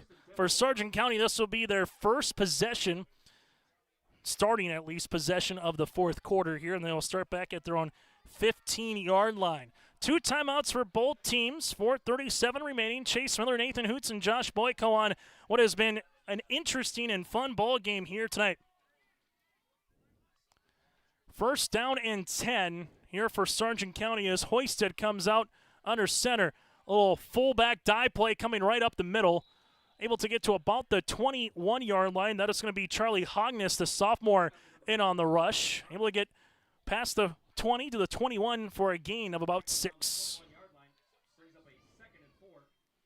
I don't mean to harp on officials that are all probably uncomfortable with where they're at right now, but fullback got a bit of a running start when he took the ball there, but that's all right. Kind of like they're doing their first game too. Kind of like first base trying to steal second, just get that extra step to get an extra 90 feet. That's right. 2nd and 4, the clock will wind, not the ally, obviously, of Maple River. You can give up a first down. After that, it starts getting interesting. Hoisted under center. Pitch play goes to Trainer on the sweep. Trainer gets by a couple. Irie comes with the tackle at the 25, awfully close to the line of gain. And here Larry Fontaine trying to give a word of encouragement as that'll be a first down. I think that might have been a dual-purpose statement. I think the heads up is they're tackling with their heads down and not able to see exactly what they're looking at right now. DN's got to do a better job of containing that outside and not allowing, they got to force 2 guys to take care of him as the edge defender if he's going to be over there. When do you start calling the timeouts if you're Maple River? I think you got to let a couple plays play out here, especially only having 2. You got to be a little patient here. Bulldogs, they will take 4 or 5 yards or rush, stay in bounds. That's the name of the game right now for them. Hogness goes up the middle, keeps the wheels turning, able to get what probably would have been maybe a yard gain for at least a gain of 3. Good wrap up there by Maple River, but it's going to be 2nd down and 7. Damian Norrie comes in on the tackle and make that a 4-yard, rush here for the fullback. I think I'd be looking at Coach Fontaine to maybe take a timeout if they can make it 3rd and 5 or longer here. If it's 3rd and 1, you might end up not letting them, but assuming they get that first down and then taking them all on the next set of downs. But if you can get them, a yard or less here, probably looking at taking it. They got to start taking some chances here with some linebackers. Obviously, Sargent County, unless you're going for the nail in the coffin play, you're not looking to throw right now. 2nd and 6, handoff. Trainer makes a cut, and Trainer gets wrapped up. Dowse. Yep. Makes it a 3rd down and 6. Larry Fontaine is going to take the timeout there. That'll be his 2nd. Clock will stop with 2:23 remaining in the 2nd half here.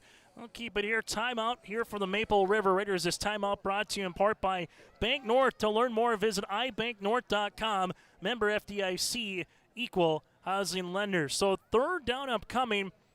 Eric Olson, how aggressive do you want to be? You can obviously still rush here, Hoots. 3rd and about a long 5. It's still obviously manageable. But do you put something in motion with Hoisted? The only problem is we've seen these guys cramping, and you might not be at 120%, if you will, if you put a guy out in motion like Hoisted, which we have seen roll the pocket a couple of times tonight. One thing we have not seen yet, a 2-by-2 look that they've given a lot, and no quarterback run has happened yet.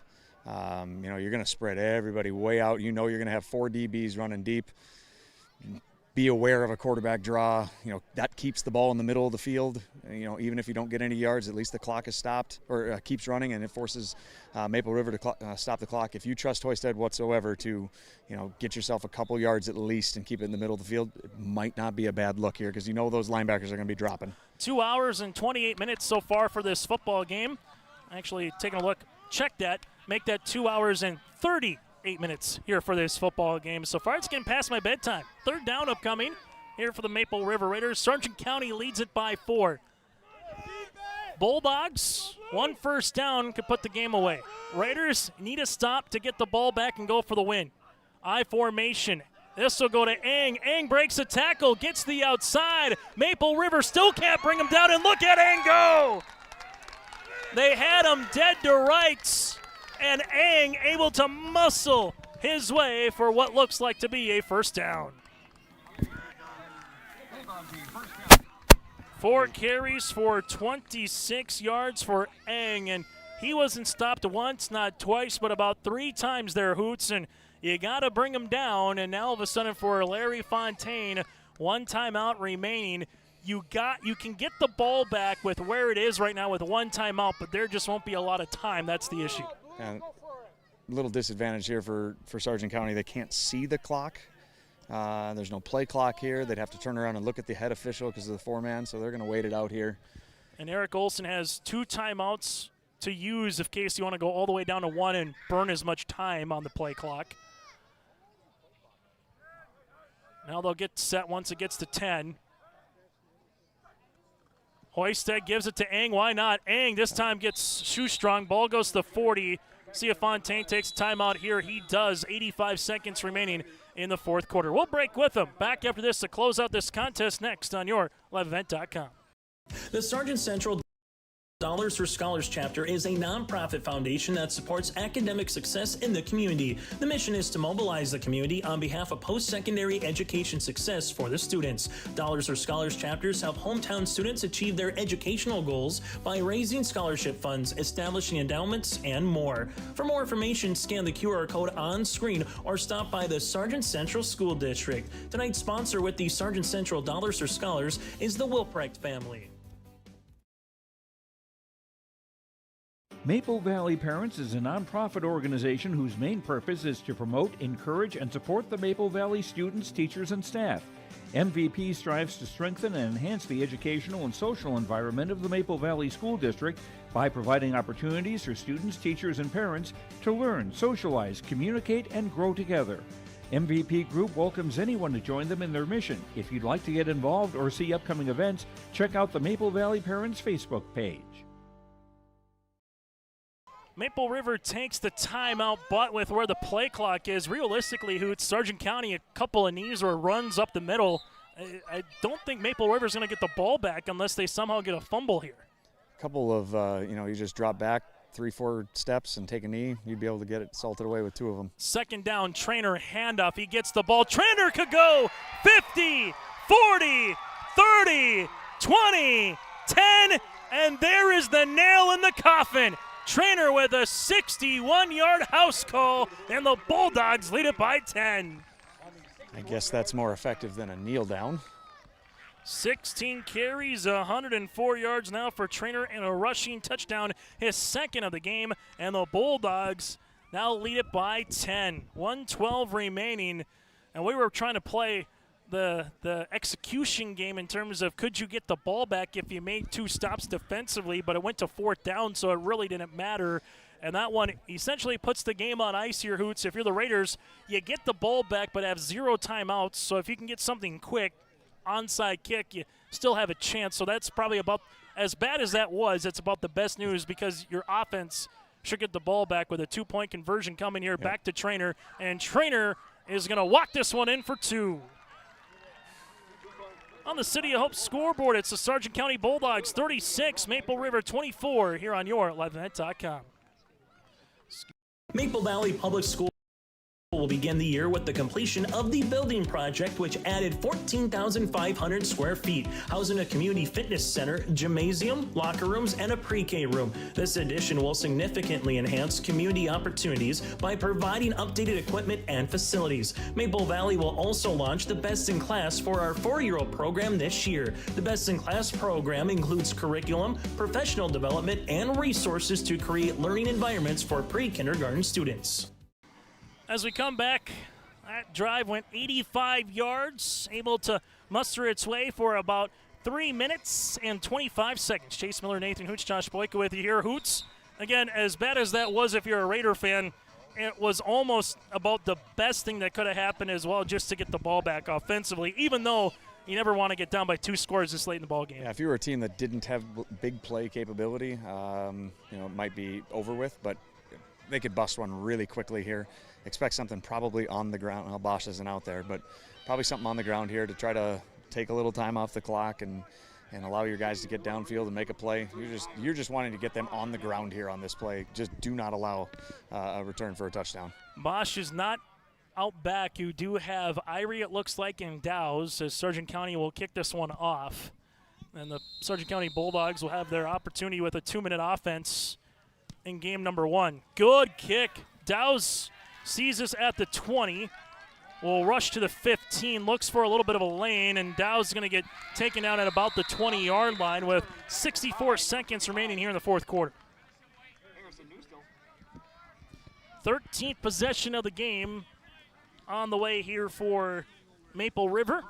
Coming up on our post-game show, we'll get to our Enbridge Energy Player of the Game. Post-game interviews brought to you in part by Dakota Heritage Bank. Take a look at the final numbers in this one, and by the time this game ends, we might be the last game going of the night across the state of North Dakota. Hopefully everybody's tuning in to watch the end of this one then. Maple River, Sargent County here on yourliveevent.com. Go to our website or simply subscribe to our YouTube channel for more games upcoming throughout the season as we get into the Minnesota side of things next week, and then a lot more high school football Thursday, Friday respectively, and then volleyball in North Dakota there is some tournaments over Labor Day weekend, but the regular season gets started in earnest after Labor Day. Raider volleyball team in Northern Cass that weekend. Maple River will come out under center. And they've brought some new faces into the game here for the Raiders. They will hand this one off. Irie gets the football as Irie takes a shot to about the 24-yard line. So Irie able to get a couple of yards on that particular play for 13. Sargent County also making a couple of wholesale line changes, and the Bulldogs here for the 2024 campaign will start the season off 1-0 and try to get to 2-0 in Cooperstown next weekend. Well, for the Raiders, they're trying to get to 1-1 on the season when they travel down to Fairmount for a game with Tri-State. Irie bulldozing his way to the 29, gets about a gain of 5. 18 rushing yards now for Irie. That might be the final play of the contest. We'll see if Maple River can try to get one more in. Again, some fresh faces getting some varsity time here tonight in Hope. This looks to be the final play of the contest. Third down, looking to pass. Maple River will throw this one out to the boundary. That'll be incomplete, and that's how the clock will stop here in this one. Your final on our City of Hope scoreboard, the Sargent County Bulldogs win it 36-24. Sargent County improves to 1-0 on the season. Well, for the Maple River Raiders, they will drop to 0-1, and both teams will try to come out of this game and see what that injury bug might be going into Game 2. Sargent County with the win. Maple River falls in their home opener here tonight, but a good back-and-forth game that went right down to the wire here in Hope. We're back after this with our post-game conversation here on YourLiveEvent.com. Milner Grain understands that agriculture is your livelihood, and we're committed to providing you with the highest quality of services to meet your farming needs. Milner Grain has a passion for our community and the farmers we serve. Milner Grain is locally owned and operated. When you're looking for a partner in the field, look to Milner Grain. Call 701-427-5284 or check out Milner Grain's app with current up-to-date prices. Milner Grain is here to help you and your farm grow. Honesty, loyalty, integrity. At Bank North, we've remained true to these values for generations. They shape the way we do business, work with customers, and support our communities. We've been here for more than a century, helping people grow farms and businesses, finance homes, and pursue their dreams. It's values-based banking, and it's all about working together to strengthen the common threads that bind us together. Bank North, always true.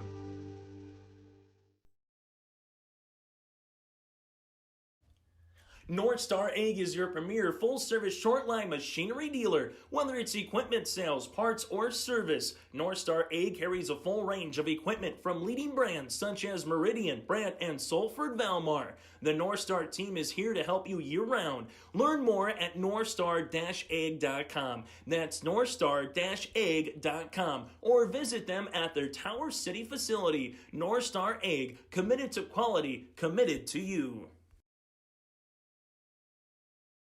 Every Wednesday night at 7, watch the YourLiveEvent.com Coaches Show presented by the Hillsborough Economic Development Corporation. Stay up to date with the latest goings-on in the region, as we'll hear from area coaches in North Dakota and Minnesota. Plus, we'll highlight area high school seniors on their achievements in the classroom and on the court with our Senior Spotlight. That's the YourLiveEvent.com Coaches Show presented by the Hillsborough Economic Development Corporation, Wednesday nights at 7 on YourLiveEvent.com. As we come back on our post-game show here tonight, let's get to our Enbridge Energy Player of the Game. Go to Enbridge.com for career opportunities. Life takes energy. That is Enbridge.com here in Hope. 36-24, Sargent County picks up the victory over at Maple River. Nathan Hoots, there's a handful of guys we can go to, I think, on both sides of the ball. Obviously, for Sargent County defensively a little bit here, Harry Newstel came up with some big plays. Colin Olson, obviously. But the quarterback really shined when you needed him to, with Michael Hoyston, made some big plays. Olson, 4 catches for over 120-some yards and a touchdown. A trainer put the nail in the coffin there late. Where do you kind of go here tonight if you're the Sargent County Bulldogs for our Enbridge Energy player of the game? I think you got to go with the quarterback, Michael Hoisted. He had a tremendous game, both offensively and defensively. There were so many times that we were both commenting with if the throw was down your sideline or down my sideline, we identified that the passes were almost pinpoint the whole night. And to be, that locked in on your receivers this early when you have, a lot of new guys catching the ball, a lot of new skill position guys, and he faced a lot of pressure early, and that could have made an inexperienced quarterback, fold, but he certainly didn't. That just kind of made him step up even more, and he was just a leader, put the ball in the right spots, didn't take too many crazy chances, did a nice job tonight. Michael Hoisted is our Enbridge Energy player of the game. 3 touchdowns. He goes 7 of 17 through the air, a $169 with 2 scores also on the ground. 6 attempts, -5 yards. A couple of those were just sacks with a touchdown here tonight for Hoisted. Again, he is our Enbridge Energy player of the game. We go from there now to the final score line here in this one. Sargent County able to put up 20 points in the second, 8 in the third, and 8 in the fourth. While on the opposite side for the Maple River Raiders, 12 points in the first, 6 points in the second, 4 points in the fourth. What was the biggest play, or what was the turning point, if you will, from either side here tonight? Because a great start again for Maple River. They were up 12-0 before Hoisted able to throw it to Trainer with 6:41 left to play in the first half. And then everything kind of turned Sargent County's way, Hoots. So what's 1 or 2 plays that you will take from a Raider and Bulldog perspective going into game number 2? Yeah, I think as the Bulldogs, it's the first big one that they hit, which opened and allowed that second one to be hit. And then, it got all of those DBs, really bailing to make sure they didn't get beat deep, which opened a lot of really key plays in that second half. They had those just tiny little 7-8 yard gains that you're not talking about right now because they're not the standout plays of the game, but those were opened up because of hitting those 2 big ones in that second quarter. And we talked about it several times. The game was teetering in the it was about to go completely in for the way of the Raiders, and they responded. They got a stop, followed it with a score and a stop and another score, and things turned in a hurry right there.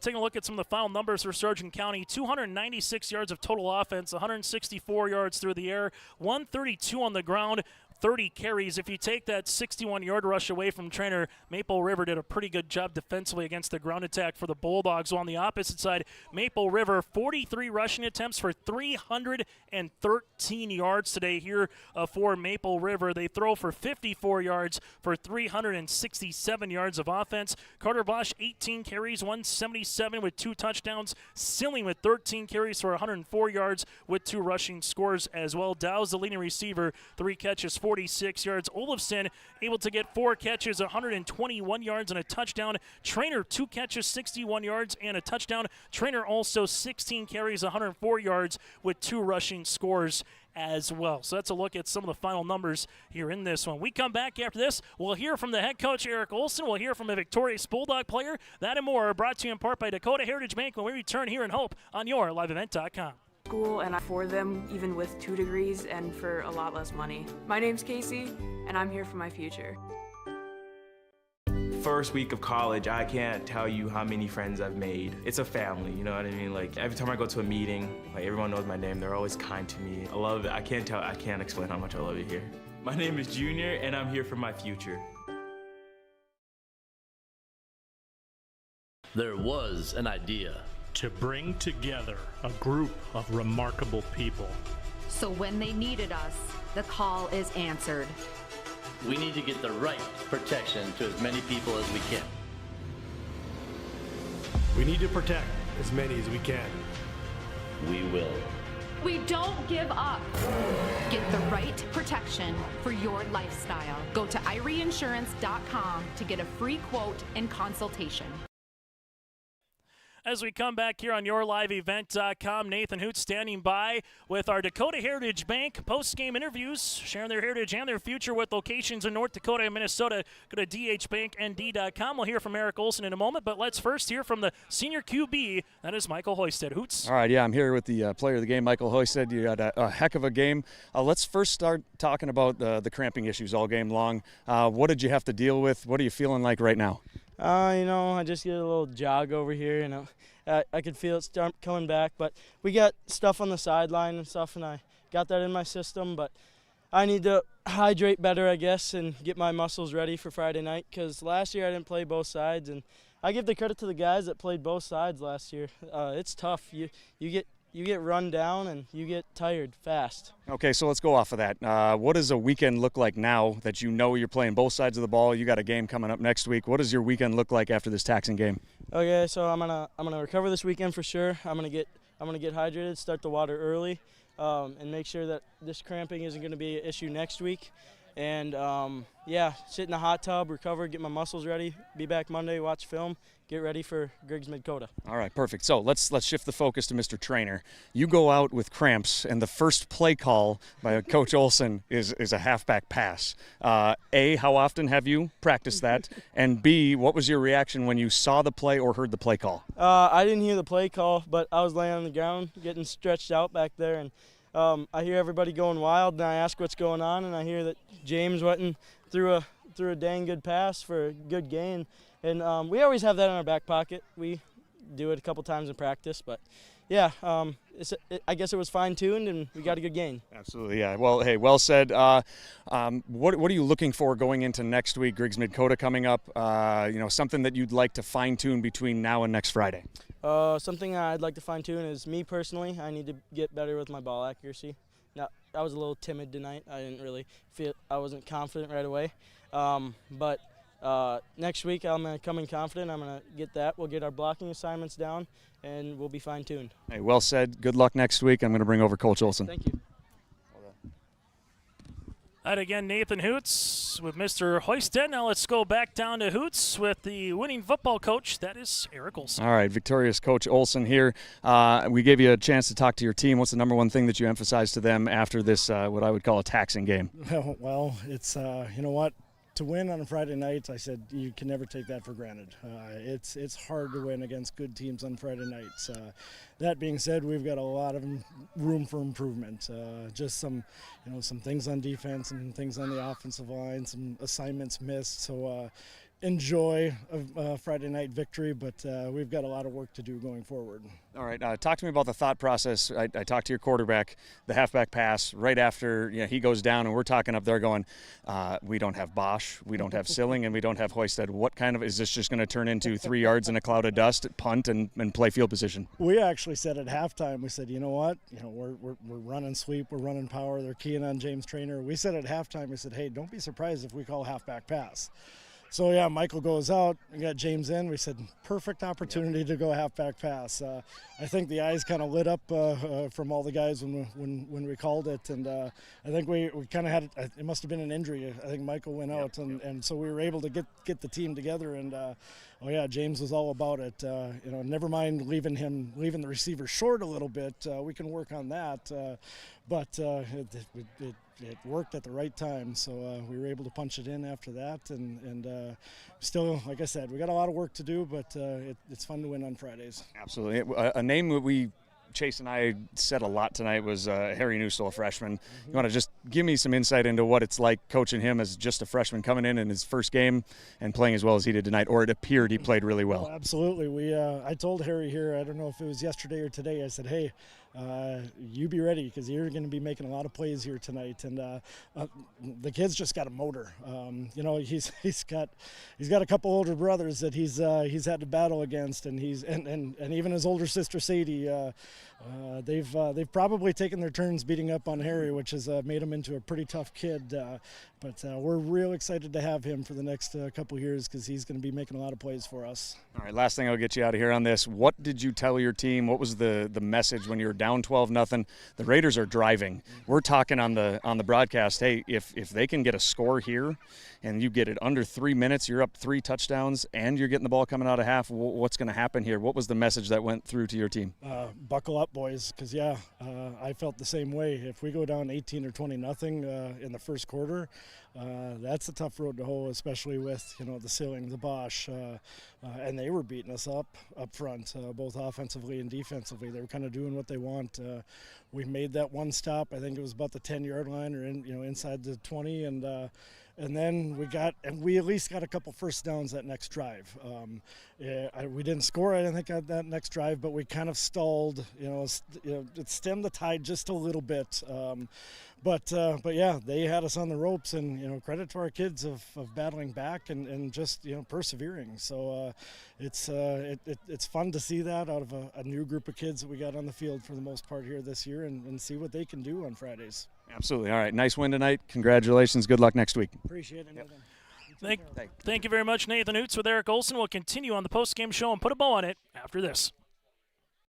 Triple E Incorporated in Page is cheering on the Raiders as they compete on and off the court and field. They put in the effort to build a team with trust, experience, and the ability to accomplish their goals. The team at Triple E Incorporated is built the same way, with knowledge and experience, with timeliness and efficiency. For your next non-residential building project, go online to eeeinc.com or stop by the office in Page for more information. Make your next project a winner with the team at Triple E Incorporated in Page. Some final scores for you across the way here in high school football today. Number 2, Lemoore Litchfield Marion over Griggs Dakota, 40-8 a final. Cavalier, 5th-ranked team over Nelson County, 40-0. Mayport CG, 32-24 over the Warbirds, and Hankinson trounces Richland, 54-0. Late in the fourth quarter, Enderlin leads by 12 over Tri-State. North Prairie, New Rockford, Cheyenne, West Hope, Newburgh all pick up wins in 9-man football. 1A, Kindred over Velvet Drake, Enemoos Garrison, 13-6. Langdon Area, Emor Munich, 32-6 over Oaks. You also had Lisbon, 24-0 over Park River, Fordville, Lincoln. Dickinson Trendy over Deluxe Burlington, 20-12. Shiloh Christian over Ray Powers Lake. Those are some of the games again in 11A. In AA, Central Cass, a 1A school, able to defeat Devils Lake 34-27. That one is a final. And in 3A, Cheyenne, Davies, Bismarck, Legacy all pick up wins, and Mandan takes down Shanley 41-28. Nathan Hoots, final thoughts on this one as both of these teams, the Bulldogs go to Cooperstown, Maple River heads to Tri-State. What are you looking for game number 2 from these respective clubs? I think take care of yourselves for the next 48 hours so that the rest of this season doesn't turn into anything that we had tonight, where it's constantly guys going down, down, down. Focus on cleaning up anything that you're frustrated with that happened over the last 48 minutes and clean things up. Hey, Hoots, appreciate it. Thanks so much for your time. Always looking forward to it. A nice 3.5-hour broadcast to break us in on a season opener here tonight in Hope. Hey, thanks for having me. All right, that's Nathan Hoots. I'm Chase Miller. He's Josh Boyko. Join us again for more high school football and volleyball action throughout this coming week. Tuesday, it's the Monoman Waban Thunderbirds, and then we got a flurry on Thursday and Friday to bring you into Labor Day weekend. Enjoy the rest of your Friday night. The Bulldogs behind Trainer and Hoisted pick up the win over Maple River, 36-24 here in Hope.